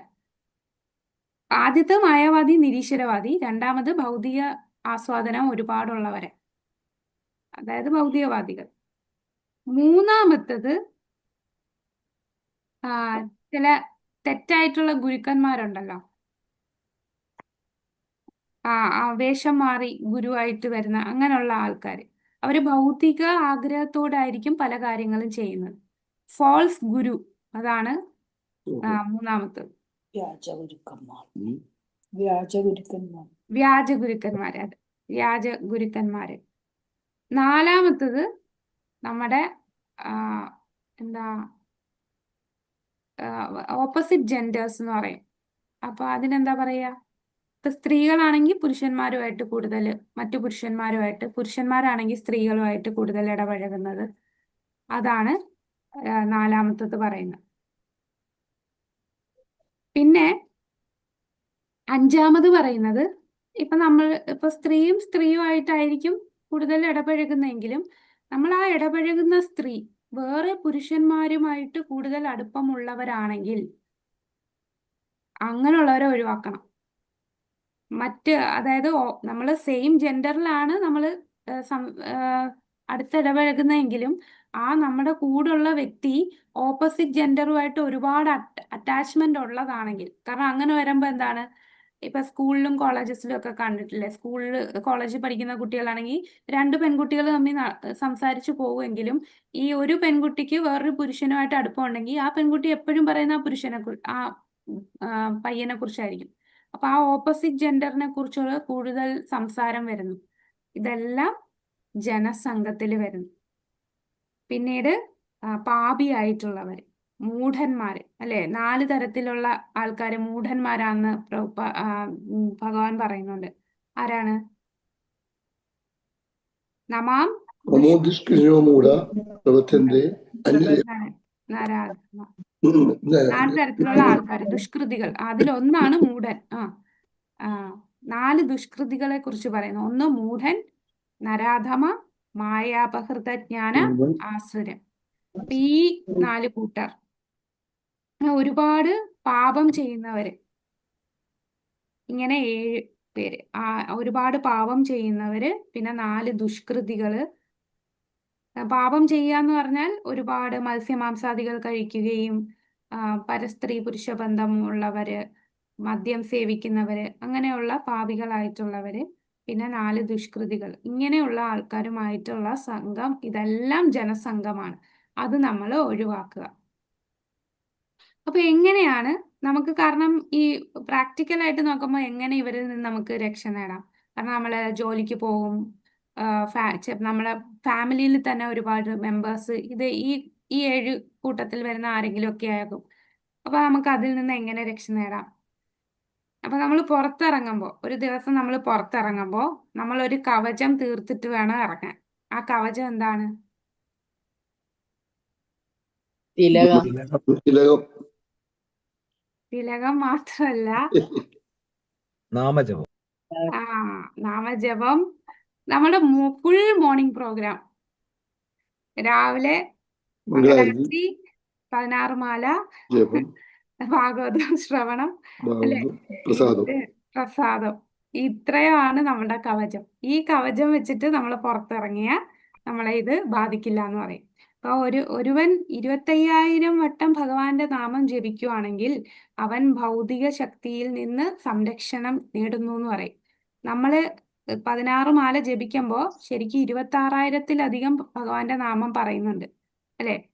ഹരേ കൃഷ്ണ മഹാമന്ത്രത്തിൽ തന്നെ 16 നാമം വരുന്നുണ്ട്. ഹരേ കൃഷ്ണ കൃഷ്ണ കൃഷ്ണ ഹരേ ഹരേ, ഹരേ രാമ രാമ രാമ ഹരേ ഹരേ.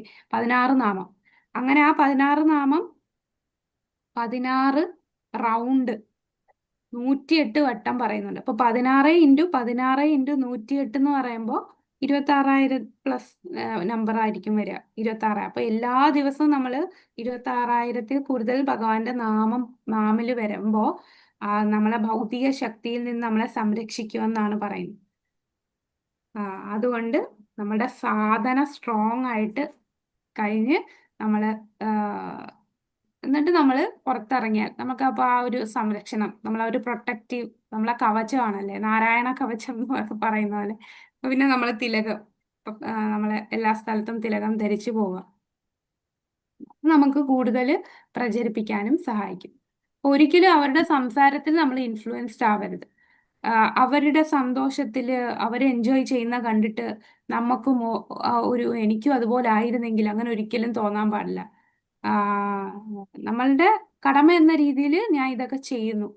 ഇവരുമായിട്ടുള്ള സംഘം എനിക്ക് ഒഴിച്ചുകൂടാൻ പറ്റാത്തതാണ്. പക്ഷെ അവരുമായിട്ട് നമ്മൾ ഇൻഫ്ലുവൻഡ് ആവില്ല. നമ്മുടെ ആത്മീയ ജീവിതത്തെ ഒരിക്കലും നശിപ്പിക്കുന്ന രീതിയിലാവില്ല ഇവരുമായിട്ടുള്ള സംഘം. കാരണം നമുക്ക് ഉയർന്ന രുചി കിട്ടിക്കഴിഞ്ഞു. നമ്മൾ അത്രയും ആനന്ദം കൃഷ്ണാബോധത്തിൽ അനുഭവിക്കുന്നുണ്ട്. അപ്പൊ ഇവർക്ക് കിട്ടുന്ന ഈ തുച്ഛമായിട്ടുള്ള ഈ സന്തോഷത്തിൽ ഒരിക്കലും ഒരു ഭക്തൻ അതിൽ അസൂയപ്പെടുകയോ അതില് ആഗ്രഹിക്കുകയോ ചെയ്യുന്നില്ല. അപ്പൊ കൃഷ്ണാബോധത്തില് പൂർണ്ണമായി സംരക്ഷണം നേടിയാൽ നമുക്ക് ആ ജനസംഘത്തിൽ നിന്ന് രക്ഷ നേടാം. ജനസംഘ. ഇനി അടുത്ത എന്താ? അത്യാഹാര, പ്രയാസ, പ്രജൽപ, നിയമാഗ്രഹ പറയാനുണ്ടല്ലേ? നിയമാഗ്രഹ.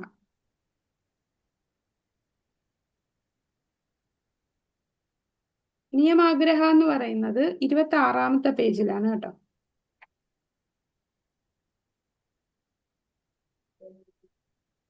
ഇതില് ഒന്ന് മാർക്ക് ചെയ്തോളൂ. ഞാനിപ്പോ പറഞ്ഞ കാര്യങ്ങള് 24-ാമത്തെ പേജില് 2-ാമത്തെ പാരഗ്രാഫ് ജനസംഘത്തെ കുറിച്ചാണ് പറയുന്നത്. ഈ ജനസംഘം എന്നുകൊണ്ട് ഉദ്ദേശിക്കുന്ന ആ പാരഗ്രാഫ് കണ്ടോ 24-ാമത്തെ പേജില്? അത് ജനസംഘത്തെ കുറിച്ചാണ്. അപ്പൊ ജനസംഘത്തിന് ഇവിടെ പ്രഭുപാദർ ഉദാഹരണമായിട്ട് ചില ക്ലബുകളെ കുറിച്ചൊക്കെ പറയുന്നുണ്ട്. എന്താ, ഈ ലയൺസ് ക്ലബ്, അങ്ങനെയൊക്കെ കുറെ ക്ലബുകളൊക്കെ വരുമല്ലോ. അവര് സംഘം ചേരാനായിട്ട്. അപ്പൊ അതൊക്കെ ജനസംഘത്തില് വരുന്നതാണ്. അപ്പൊ അത് വായിക്കുമ്പോൾ മനസ്സിലാവും. പിന്നെ അടുത്ത 25-ാമത്തെ പേജില്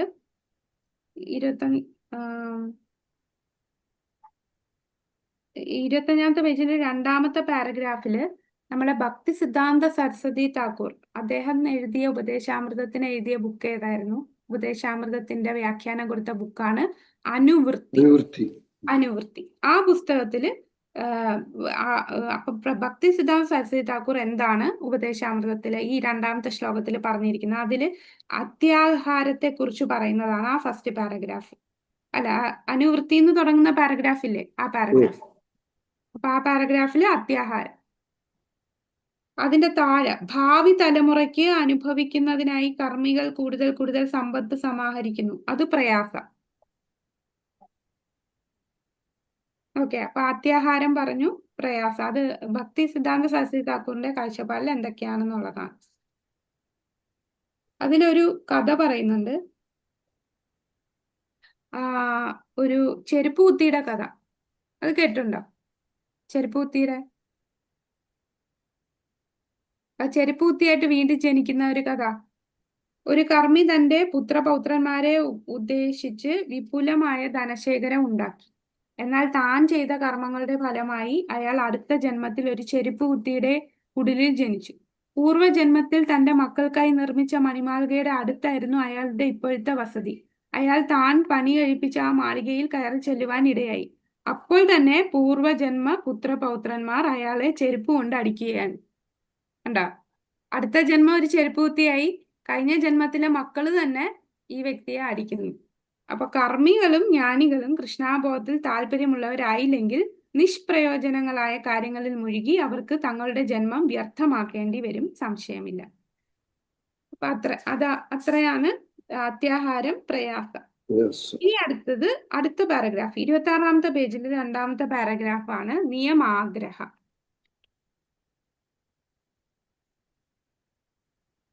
അപ്പൊ നിയമാഗ്രഹയ്ക്ക് 2 അർത്ഥം വരുന്നുണ്ട്. ഇത് നമുക്ക് ക്ലോസ്ഡ് ബുക്കിനൊക്കെ ചോദിക്കുന്ന ചോദ്യമാണ് കേട്ടോ. എന്താണ് നിയമാഗ്രഹയുടെ 2 വശങ്ങൾ?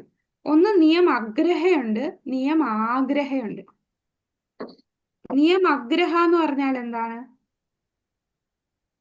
നിയമാഗ്രഹ എന്ന് പറഞ്ഞാൽ നിയമങ്ങളൊന്നും പാലിക്കാതിരിക്കുക. ഉപയോഗിതാവാദികൾ ഉദ്ബോധിപ്പിക്കുന്ന അനുസരിച്ച് ചില വേദാനുശാസനങ്ങളെയും നിയമങ്ങളെയും സ്വീകരിക്കുന്നതിന് നിയമാഗ്രഹം എന്ന് പറയുന്നു. ആത്മീയ പുരോഗതിക്ക് ഉദ്ദേശിച്ചുകൊണ്ട് ശാസ്ത്രീയ നിയമങ്ങളിലും നിയന്ത്രണങ്ങളിൽ ഉപേക്ഷിക്കുന്നത് നിയമ ആഗ്രഹം. അപ്പൊ ഇതിലൊന്ന് തിരുത്തു കൊടുക്കണേ. ആത്മീയ പുരോഗതിക്ക് ഉദ്ദേശിച്ചുകൊണ്ടുള്ള ശാസ്ത്ര നിയമങ്ങളിലും നിയന്ത്രണങ്ങളും ഉപേക്ഷ കാണിക്കുന്നത് ഈ പുസ്തകത്തിൽ ആഗ്രഹം എന്നാണ് എഴുതിയത്. എന്നുള്ളത് വെട്ടിയിട്ട് അഗ്രഹമാക്കണം. നിയമ അഗ്രഹം. ക്ലിയർ ആണോ പറഞ്ഞത്? ഒന്നാമത്തേത് നിയമ ആഗ്രഹം എന്നുള്ളത് നിയമ അഗ്രഹം എന്നാകും. 2-ാമത്തെ സെന്റൻസിൽ ആത്മീയ പുരോഗതിക്ക് ഉദ്ദേശിച്ചുകൊണ്ടുള്ള ശാസ്ത്ര നിയമങ്ങളിലും നിയന്ത്രണങ്ങളിലും ഉപേക്ഷ കാണിക്കരുത്, അത് നിയമ ആഗ്രഹം അല്ലെ? ആഗ്രഹം. ഉപേക്ഷ കാണിക്കുന്നതാണ് ആഗ്രഹം. ആഗ്രഹം എന്നത് സ്വീകരിക്കാനുള്ള ത്വര, ആഗ്രഹം എന്നത് സ്വീകരിക്കുന്നതിൽ പരാജയം എന്നുമാണ് അർത്ഥം. അപ്പോ നിയമാഗ്രഹം എന്ന ശ്ലോകത്തിൽ പറയുന്നുണ്ടെങ്കിലും അത് നിയമാഗ്രഹവും നിയമാഗ്രഹവും രണ്ടുമുണ്ട്. അപ്പൊ വിധിയും നിയമം എന്നതിന് വിധികളും നിയന്ത്രണങ്ങളും എന്നർത്ഥം. അങ്ങനെ നിയമാഗ്രഹം എന്നതിന് പദങ്ങളുടെ ചേർത്താണ് 2 അർത്ഥങ്ങളുണ്ട്. അതായത് നിയമാഗ്രഹം എന്നുള്ള ആ വാക്കിന് 2 അർത്ഥമുണ്ട്. ഒന്ന് നിയമാഗ്രഹം, 2 നിയമാഗ്രഹം. നിയമാഗ്രഹം എന്ന് പറഞ്ഞാൽ ഈ നിയമങ്ങളൊക്കെ ഉപേക്ഷ കാണിക്കുന്നു, ഒന്നും ചെയ്യാതിരിക്കുക. അതായത് 4 നിയമങ്ങൾ പാലിക്കില്ല, നാമം ജപിക്കില്ല, തോന്നിയതുപോലെ അവരുടെ ഇഷ്ടത്തിന് ജീവിക്കുന്നതാണ് നിയമാഗ്രഹം. അത് ഭക്തിക്ക് തടസ്സമാണ്, ഭക്തിയിൽ പുരോഗമിക്കാൻ സാധിക്കില്ല. നിയമാഗ്രഹം എന്ന് പറഞ്ഞാൽ എനിക്ക് ഈ നിയമങ്ങളൊക്കെ ചെയ്യണം, ഈ വേദങ്ങൾ ചെയ്യണം. പക്ഷെ എന്തിനാണ് ചെയ്യുന്നത്? നമ്മൾ ഈ നിയമങ്ങളൊക്കെ പാലിക്കുന്നത് എന്തിനാ? അതില്ലാതെ എനിക്ക് ഭൗതിക നേട്ടങ്ങൾക്ക് വേണ്ടി ചിലപ്പോൾ നിയമങ്ങൾ പാലിക്കും. ഭൗതികമായിട്ട് എന്തെങ്കിലും ആഗ്രഹം വെച്ചുകൊണ്ടായിരിക്കും. നമ്മൾ നാമാപരാധത്തിൽ പറയില്ലേ, നാമം ജപിക്കുമ്പോൾ ഇത്രയൊക്കെ ഭഗവാന്റെ നാമത്തിന്റെ ഇതെല്ലാം കേട്ടിട്ടും ഭൗതിക ആഗ്രഹങ്ങൾ വെച്ച് പുലർത്തിക്കൊണ്ടു പോകുന്നത് അതൊരു അപരാധത്തിൽ വരുന്നതാണ്. ഈ നിയമ ആഗ്രഹം, ഒരു നിയമങ്ങളൊക്കെ പാലിക്കുമായിരിക്കും, പക്ഷേ ഭൗതിക ആഗ്രഹങ്ങൾ സാധിക്കാൻ വേണ്ടി, അല്ലെങ്കിൽ എന്തെങ്കിലും നേട്ടം നേടാൻ വേണ്ടി, അല്ലെങ്കിൽ നിയമം പാലിക്കണമല്ലോ, നിയമത്തിൽ കൂടുതൽ അറ്റാച്ച്ഡ് ആവും. ഉദാഹരണം പറഞ്ഞാൽ നമ്മുടെ ഭാഗവതത്തില് ദ്വിജപത്നിമാരുടെ ആ ലീല വരുന്നില്ലേ? ഭഗവാൻ തന്നെ, ഭഗവാന്റെ സുഹൃത്തുക്കൾ പോയിട്ട് തങ്ങൾക്ക് വിശക്കുന്നു, ഭക്ഷണം തരണമെന്ന് പറയുമ്പോൾ ആ ബ്രാഹ്മണരെന്താണ്, അവര് ഒരുപാട് നിയമത്തിൽ അങ്ങ് കൂടുതൽ നിമഗ്നരായിപ്പോയി. ഭഗവാൻ നേരിട്ട് വന്നാൽ പോലും അവര് നിയമങ്ങളിലാണ് ചെയ്യുന്നത്. നമ്മൾ ഈ നിയമങ്ങളൊക്കെ പാലിക്കുന്ന എന്തിനാണ്? ഒരേ ഒരു ലക്ഷ്യത്തിനാണ്. സ്മർത്തവ്യ സതതം വിഷ്ണു വിസ്മർത്തവ്യന ജാതുകൃത്. ഭഗവാനെ സദാസമയം സ്മരിക്കുക, ഒരിക്കലും ഭഗവാനെ മറക്കാതിരിക്കുക. ഈ ഉദ്ദേശത്തിലാണ് നിയമം പാലിക്കുന്നത്. പക്ഷേ ഇതറിയാതെ നിയമത്തിൽ മാത്രം കൂടുതൽ വ്യഗ്രത കൂടുതൽ ചെയ്യാനുള്ള ത്വര, അതുകൊണ്ട് തന്നെ അവർക്ക് ഭഗവാനെ കാണാൻ സാധിച്ചില്ല. പക്ഷേ ദ്വിജപത്നിമാരോ, ബ്രാഹ്മണ പത്നിമാര് ഭഗവാൻ വന്നപ്പോ എല്ലാം ഉപേക്ഷിച്ച് അവര് ഭഗവാന്റെ ഗോപന്മാര് വന്നപ്പോ അവർക്ക് ഭക്ഷണം കൊടുക്കാണ്, ഭഗവാനെ കാണാനായിട്ട് അവര് പോവുകയാണ് ചെയ്തത് അല്ലെ. അപ്പൊ അതാണ് നിയമാഗ്രഹം കൊണ്ടുള്ള പ്രശ്നം. അപ്പൊ ഈ നിയമങ്ങൾ എന്ന് പറഞ്ഞാൽ എന്തൊക്കെയാണ്? നിയമ നമ്മൾ ചെയ്യേണ്ടത് എന്താണ്? 16 മാല ജപിക്കുക, അതിലൊരു ഉപേക്ഷ കാണിക്കരുത്. പിന്നെ നമ്മള് ചെയ്യരുതാത്ത 4 കാര്യങ്ങൾ അതേതൊക്കെയാണ്? 4 നിയമങ്ങൾ അല്ലെ. അതിവിടെ എഴുതിയിട്ടുണ്ട്. അവിഹിതമായ ലൈംഗിക വീഴ്ച, മാംസഭോജനം, ചൂതാട്ടം, മദ്യപാനം എന്നീ ദോഷങ്ങളിൽ നിന്നും പൂർണ്ണമായി കർശനമായി ഒഴിഞ്ഞു മാറി നിന്നുകൊണ്ട് ശാസ്ത്രവിധികൾ അനുസരിക്കേണ്ടതാണ്. ഇതാണ് നിയമാഗ്രഹം. അപ്പൊ നിയമാഗ്രഹയില് നമ്മളിപ്പം ഒരു ചെറിയൊരു ഉദാഹരണം പറഞ്ഞാല് ഏകാദശി എടുക്കുന്നു. ഏകാദശി എടുക്കുന്നതിന്റെ മെയിൻ ഉദ്ദേശം, ചിലര് പറയും ഞാൻ നിർജ്ജല ഏകാദശിയാണ്, എന്നിട്ട് അവരെല്ലാം ഞാൻ നിർജ്ജലമാണ് ഒന്നും കഴിക്കില്ല, അവസാനം ശരീരമൊക്കെ ക്ഷീണിച്ച് ചിലപ്പോൾ കിടന്ന് ഉറങ്ങും അല്ലെ, ക്ഷീണം വന്നും കിടന്ന് ഉറങ്ങും. ശരിക്കും ഏകാദശി എടുക്കുന്നതിന്റെ ഉദ്ദേശം എന്താ?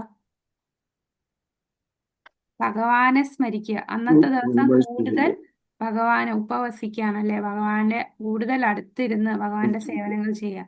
അപ്പൊ അതുകൊണ്ട് അവിടെ നിയമത്തിന് കൂടുതൽ പ്രാധാന്യം കൊടുത്തു. ഏകാദശി എന്ന് പറഞ്ഞാൽ നിർജ്ജലാണ് എടുക്കേണ്ടതെന്നുള്ള എന്ന് വിചാരിച്ച് അത് തന്നെ ഫോക്കസ് ചെയ്യുന്നു.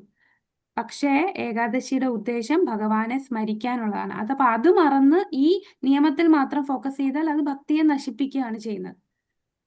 ഇപ്പൊ നിയമത്തിൽ കൂടുതൽ ഫോക്കസ് ചെയ്യണ്ട, അതുകൊണ്ട് 16 മാലയെ ജപിച്ചില്ലേലും കുഴപ്പമില്ല, 4 യമനിയമങ്ങൾ പാലിച്ചാലും കുഴപ്പമില്ല, അങ്ങനെ അർത്ഥമില്ല. നിയമങ്ങൾ തന്നെ 2 ഉണ്ട്. ഒന്ന് പ്രൈമറി ഉണ്ട്, സെക്കൻഡറി ഉണ്ട്. പ്രൈമറി നിയമങ്ങളാണ് 4 യമനിയമങ്ങൾ, 16 മാല. അതിൽ ഒരു ഉപേക്ഷയും കാണിക്കരുത്, അത് സ്ട്രിക്റ്റ് ആയിട്ട് നമ്മൾ ചെയ്യേണ്ടതാണ്.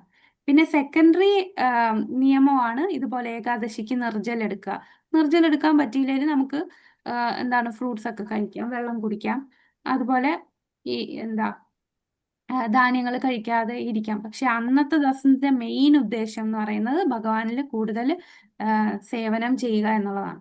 നിർജ്ജലെടുത്ത് ശരീരം വീക്കായി അല്ലെ. ഒരിക്കലും ഭക്തി സിദ്ധാന്ത സരസ്വതി താക്കൂർ തന്റെ മഠത്തിൽ ചെന്നപ്പോ എല്ലാരും ഏകാദശി ദിവസം കിടന്ന് ഉറങ്ങുന്നു ഉച്ചയ്ക്ക്. അപ്പൊ എന്താണ് കിടന്ന് ഉറങ്ങുന്നതെന്ന് ചോദിച്ചപ്പോ അത് ഇന്ന് നിർജ്ജല ഏകാദശിയാണ്, നിർജ്ജല ഏകാദശി ആയതുകൊണ്ട് ഞങ്ങൾ ഉറങ്ങുന്നു. എല്ലായിടത്തും പറഞ്ഞു, എല്ലാരും എണീറ്റ് ഉടനെ പോയി കിച്ചടി എടുത്ത് കഴിച്ചോ, ഇറങ്ങിക്കോ, പ്രീച്ചിങ്ങിന് പോകാൻ പറയും. നിർജ്ജല ഏകാദശി ആണെങ്കിലും കാരണം പ്രീച്ചിങ് ബാക്കിയുള്ളവരെ എത്തിക്കുക, ഭഗവാന്റെ സേവനം ചെയ്യുക, അതാണ് പ്രാധാന്യം. അതാണ് നിയമങ്ങൾ അനാവശ്യമായി കൂടുതൽ ചെയ്യുന്നതും പ്രശ്നമാണ്. അപ്പൊ എങ്ങനെ നമുക്ക് ഭഗവാനെ എപ്പോഴും സ്മർത്തവ്യ സതതം വിഷ്ണു, സദാസമയം നമുക്ക് ഭഗവാനെ സ്മരിക്കാനുള്ള ഉപാധി എന്താ? എന്ത് ചെയ്താൽ മതി? ഭഗവാനെ സദാ സ്മരിക്കാൻ എന്ത് ചെയ്യാം? പറഞ്ഞോളൂ. കീർത്തനം ചെയ്യുക. ഭഗവാന്റെ നാമം ജപിക്കുക അല്ലെ, കീർത്തനം ചെയ്യുക. ഭഗവാന്റെ നാമം കീർത്തനം ചെയ്യുക എന്ന് പറഞ്ഞാൽ അതിൽ എന്തൊക്കെ പെടും? നാമം ജപിക്കുന്നത് മാത്രമല്ല, നമ്മൾ കേൾക്കുന്നതും ഭഗവാനെ കുറിച്ച് വായിക്കുന്നതും പ്രഭുപാദയുടെ ബുക്ക് വായിക്കുന്നതും നമ്മൾ പ്രീച്ച് ചെയ്യുന്നതും ഇതെല്ലാം അതിൽ വരും. പിന്നെ ഭഗവാൻ ഭാഗവത ശ്ലോകമില്ലേ മാതാജി? കീർത്തവ്യ സ്മർത്തവ്യ ഏതാ? കീർത്തവ്യ അങ്ങനെ മറ്റൊരു ശ്ലോകം ഉണ്ടല്ലോ. ഇപ്പം നീതു മാതാജി പറഞ്ഞ ശ്ലോകമാണ്. ആ പറഞ്ഞോ. അത് ഭഗവത്ഗീതയാ. സതതം ഉം. കീർത്തയന്തോ സതതം കീർത്തവ്യ സന്ദേശം. പിന്നെ ശ്ലോകമുണ്ട്, പറയാം. അത് ഓർമ്മ വന്നാ പറഞ്ഞുതരാം. ഓക്കെ ഓക്കെ ഹരേ കൃഷ്ണ. പിന്നെ എങ്ങനെയാണ് മർത്തവ്യ നമ്മൾ കീർത്തവ്യ വെച്ചാണ്. മർത്തവ്യ ശ്രോതവ്യ സതതം വിഷ്ണു വിസ്മർത്തവ്യേന ആ ശ്രോതവ്യ കീർത്തിതവ്യസ്യ മറ്റേ പരീക്ഷ മഹാരാജാവിന് സുഖദേവ ഗോസ്വാമി പറയുന്നല്ലേ ഫസ്റ്റ്. അതാണ് മർത്തവ്യ കീർത്തവ്യ വെച്ച. രണ്ടാമത്തെ സ്കന്ധത്തിലാണെന്നാ തോന്നുന്നത്. ഓക്കെ ഓക്കെ ഓക്കെ ഓക്കെ ഒന്ന് ഗ്രൂപ്പിൽ ഒന്ന് ഇട്ടോളൂ പ്രഭു, അത് കിട്ടുകയാണെങ്കിൽ. ആ, ശരി. ഹരേ കൃഷ്ണ. അപ്പോ വിസ്മർത്തവ്യേന ഒരിക്കലും ഭഗവാനെ മറക്കാതിരിക്കാൻ നമ്മൾ എന്ത് ചെയ്യണം? അതിന് പ്രാക്ടിക്കലായിട്ട് പറയുന്നതാണ്, നമ്മൾ പ്രസാദം അല്ലാതെ മറ്റൊന്നും കഴിക്കരുത്. പ്രസാദം മാത്രം കഴിക്കുക. നമ്മൾ പ്രസാദം കഴിച്ചാൽ ഭഗവാനെ സ്മരിക്കും. മറ്റു ഭക്ഷണം കഴിക്കുമ്പോഴാണ് നമ്മൾ ഭഗവാനെ മറക്കുന്നത്. അപ്പൊ ഈ രണ്ട്, ഒന്ന് നാമം ജപിക്കുക എന്ന് പറയുമ്പോൾ അതിനകത്ത് ഈ ശ്രവണം, കീർത്തനം, സ്മരണം, പിന്നെ ബാക്കിയുള്ളവർക്ക് പറഞ്ഞു കൊടുക്കുക, ഇതെല്ലാം വരും. ഭഗവാനെ ഒരിക്കലും മറക്കാതിരിക്കുക. വിസ്മർത്തവ്യ, മറക്കരുത് എന്നുള്ളതിന് ഉള്ള ഉപാധി നമ്മൾ പ്രസാദം മാത്രം കഴിക്കുക. ഇത് ചെയ്താൽ നമുക്ക് ഈ നിയമാഗ്രഹ ഇത് ഒഴിവാക്കാൻ സാധിക്കും. ഇനി അടുത്ത അവസാനത്തതാണ് ലൗല്യം.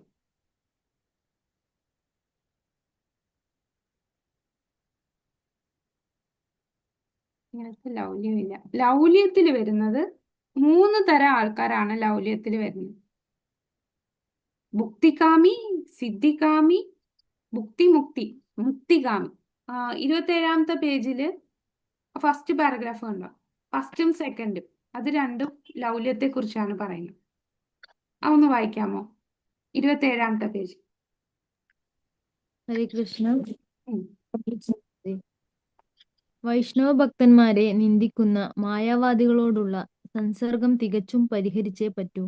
ഭൗതിക സുഖ തത്പരന്മാരായ ഭുക്തികാമികളും നിരാകാര നിർഗുണ ബ്രഹ്മത്തിൽ ലയിച്ച് മോക്ഷം കാക്ഷിക്കുന്ന മുക്തികാമികളും യോഗാഭ്യാസം വഴി പൂർണ്ണതയിൽ എത്തുവാൻ ആഗ്രഹിക്കുന്ന സിദ്ധികാമികളും അത്യാഹാരികളാണ്.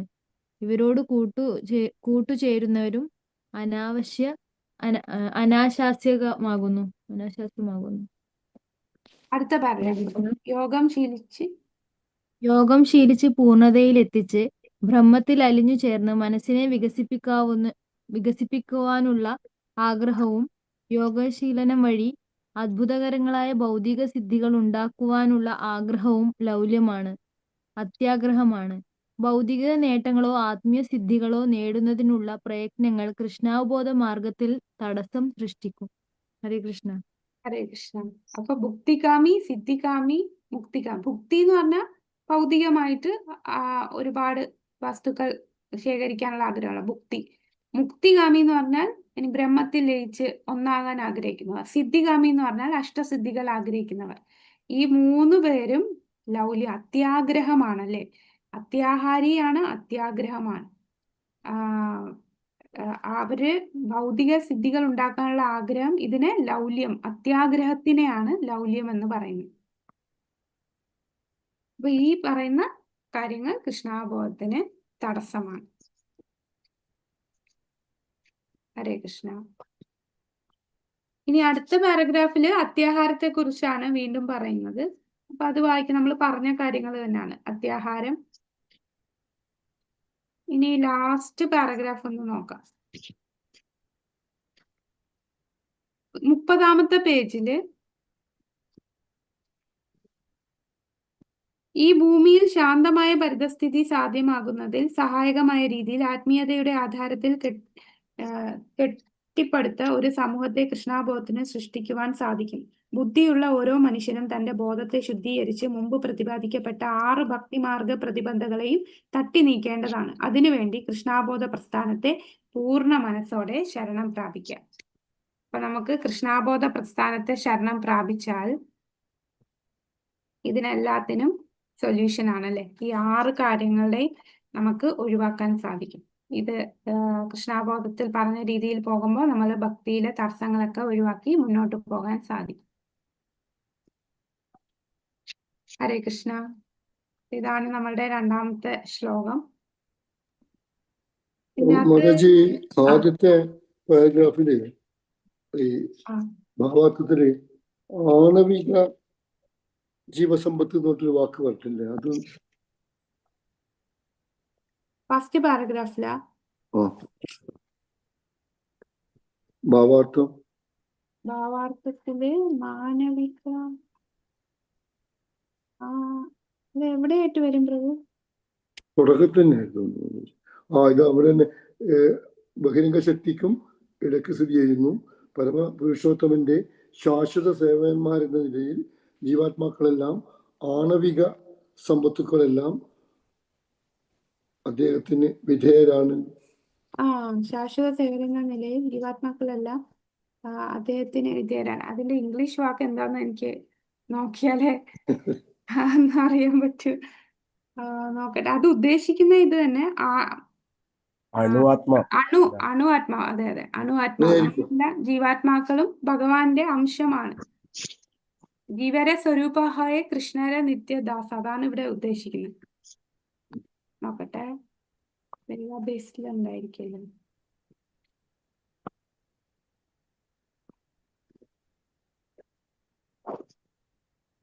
പറഞ്ഞാൽ മതി ശരിക്കും.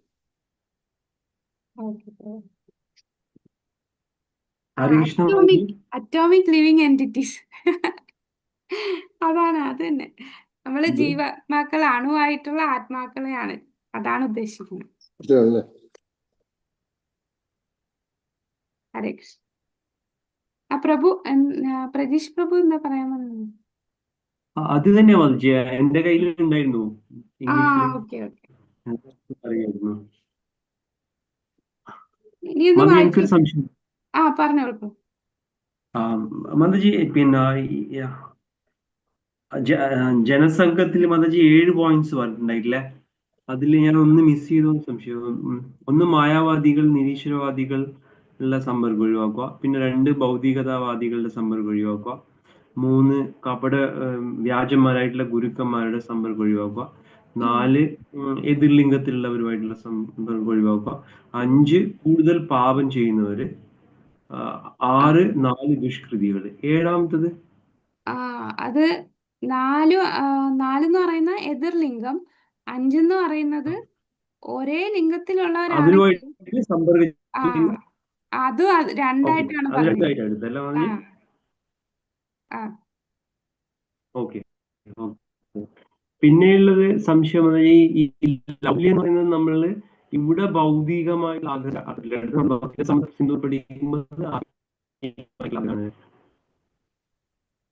എങ്ങനെയാ? കേട്ടില്ല പ്രഭു. ലൗല്യം എന്നുള്ളത് ഇവിടെ ഭൗതികമായിട്ടുള്ള ആഗ്രഹമായിട്ടാണ് ഇവിടെ നമ്മൾ പഠിക്കുന്നത്. ഭക്തിരസമൃദ്ധ സിന്ധുവിൽ നമ്മള് പിന്നെ ലൗല്യം ലാൽസമയി എന്ന് പറയുന്നത് ആത്മീയമായിട്ടുള്ള തീവ്രമായിട്ടുള്ള ആഗ്രഹമല്ലേ, ഭഗവാന്റെ സേവനം. ഇവിടെ പക്ഷെ ഭൗതികമായിട്ടുള്ള അത് ഭുക്തികാമി, സിദ്ധികാമി, മുക്തികാമി ഇവരെല്ലാം അത്യാഗ്രഹമാണ്. ഭൗതികമായിട്ടുള്ള അവരുടെ ഇന്ദ്രിയ തൃപ്തിയാണ് അവർക്ക് വലുത്. ഭഗവാനെ പ്രീതിപ്പെടുത്തുക അല്ല. ഒരു വാക്ക് തന്നെ 2 കോണ്ടെക്സ്റ്റിൽ ഉപയോഗിക്കുന്നത്. 2 ഓരോ കോണ്ടെക്സ്റ്റ് അനുസരിച്ച് മാറും. ലൗല്യം എന്ന് പറയുന്നത് എന്തിനോടുള്ള ലൗല്യം? നമുക്ക് ആ ലൗല്യത്തെ ഭഗവാനോടുള്ള ഗ്രീഡാക്കി മാറ്റും. അതാണ് അവിടെ പറയുന്നത്. ഇത് ഭൗതികമായിട്ടുള്ള ഗ്രീഡ്.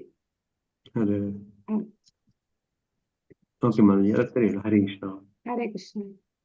അത്ര അതിമൂല്യം അല്ലെ. നമ്മൾ ഭഗവാനോട് ആഗ്രഹം വെച്ചു കൊടുക്കുക അല്ലെ, മറ്റുള്ളവന്റെ ആഗ്രഹം. ഭാവപ്രേമവും ഭൗതിക പ്രേമവും വ്യത്യാസമുണ്ടല്ലോ. പ്രേമം 2 തരത്തിലില്ലേ?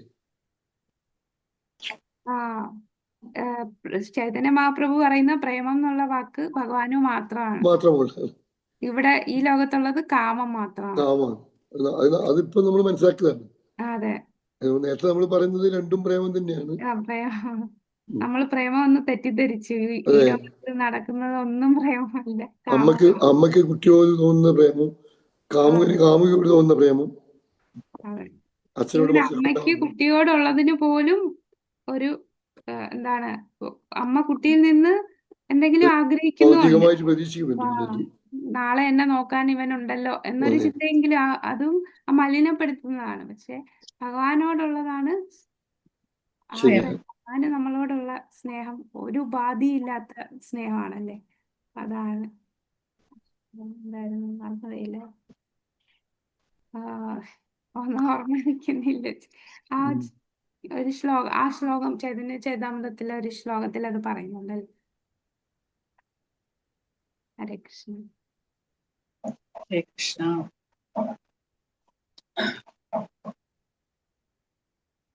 വേറെ സംശയമില്ലേ, നമുക്കിന്ന് നിർത്താം. നാളെ മൂന്നാമത്തെ ശ്ലോകം. ഹരേ കൃഷ്ണ. Thank you Mataji. ഹരേ കൃഷ്ണ. നമുക്ക് നാളെ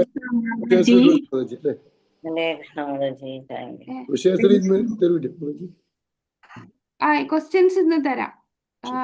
ഈ ക്വസ്റ്റ്യൻസ് ഇംഗ്ലീഷിൽ ഒരുപാടുണ്ട് കേട്ടോ. നമ്മൾ സെലക്ട് ചെയ്ത് കുറച്ച് മാത്രമേ ഇട്ടിട്ടുള്ളൂ. ഇംഗ്ലീഷിൻ്റെ സംശയം ഉണ്ടെങ്കിൽ ചോദിച്ചാൽ മതി. ഇപ്പൊ ഗ്രൂപ്പിലിടാം. ഞാൻ പറഞ്ഞ ആ വീഡിയോയും കൂടി ഇട്ടുതരാം കേട്ടോ. കൈലാഷിന്റെ വീഡിയോയും ക്വസ്റ്റ്യൻസ് ഇപ്പൊ ഇടാം. ഹരേ കൃഷ്ണ മാതാജി. ഒന്നാമത്തെ ശ്ലോകത്തിന്റെ ക്ലാസ് ഒന്ന് ഗ്രൂപ്പിലിടണേ. ശരി മാതാജി. യൂട്യൂബ് പ്ലേലിസ്റ്റ് അപ്ഡേറ്റ് ചെയ്തിട്ട് പ്ലേലിസ്റ്റ് മൊത്തത്തിലിടാം. അപ്പൊ ഇൻട്രൊഡക്ഷനും ഒന്നും ഇന്നത്തെയും കൂടെ ഇട്ടേക്കാം. ഓക്കെ. ഹരേ കൃഷ്ണ മാതാജി. ഹരേ കൃഷ്ണ. വാഞ്ചാകൽപതരുഭ്യശ്ച കൃപാസിന്ധുഭ്യോ ച പതിതാനാം പാവനേഭ്യോ വൈഷ്ണവേഭ്യോ അനന്തകോടി വൈഷ്ണവ വൃന്ദ കി ജയ. ശ്രീ പ്രഭുപാദ് കി ജയ. ഗുരു മഹാരാജ് കി ജയ. പ്രേമാനന്ദ. ഹരേ ഹരേ.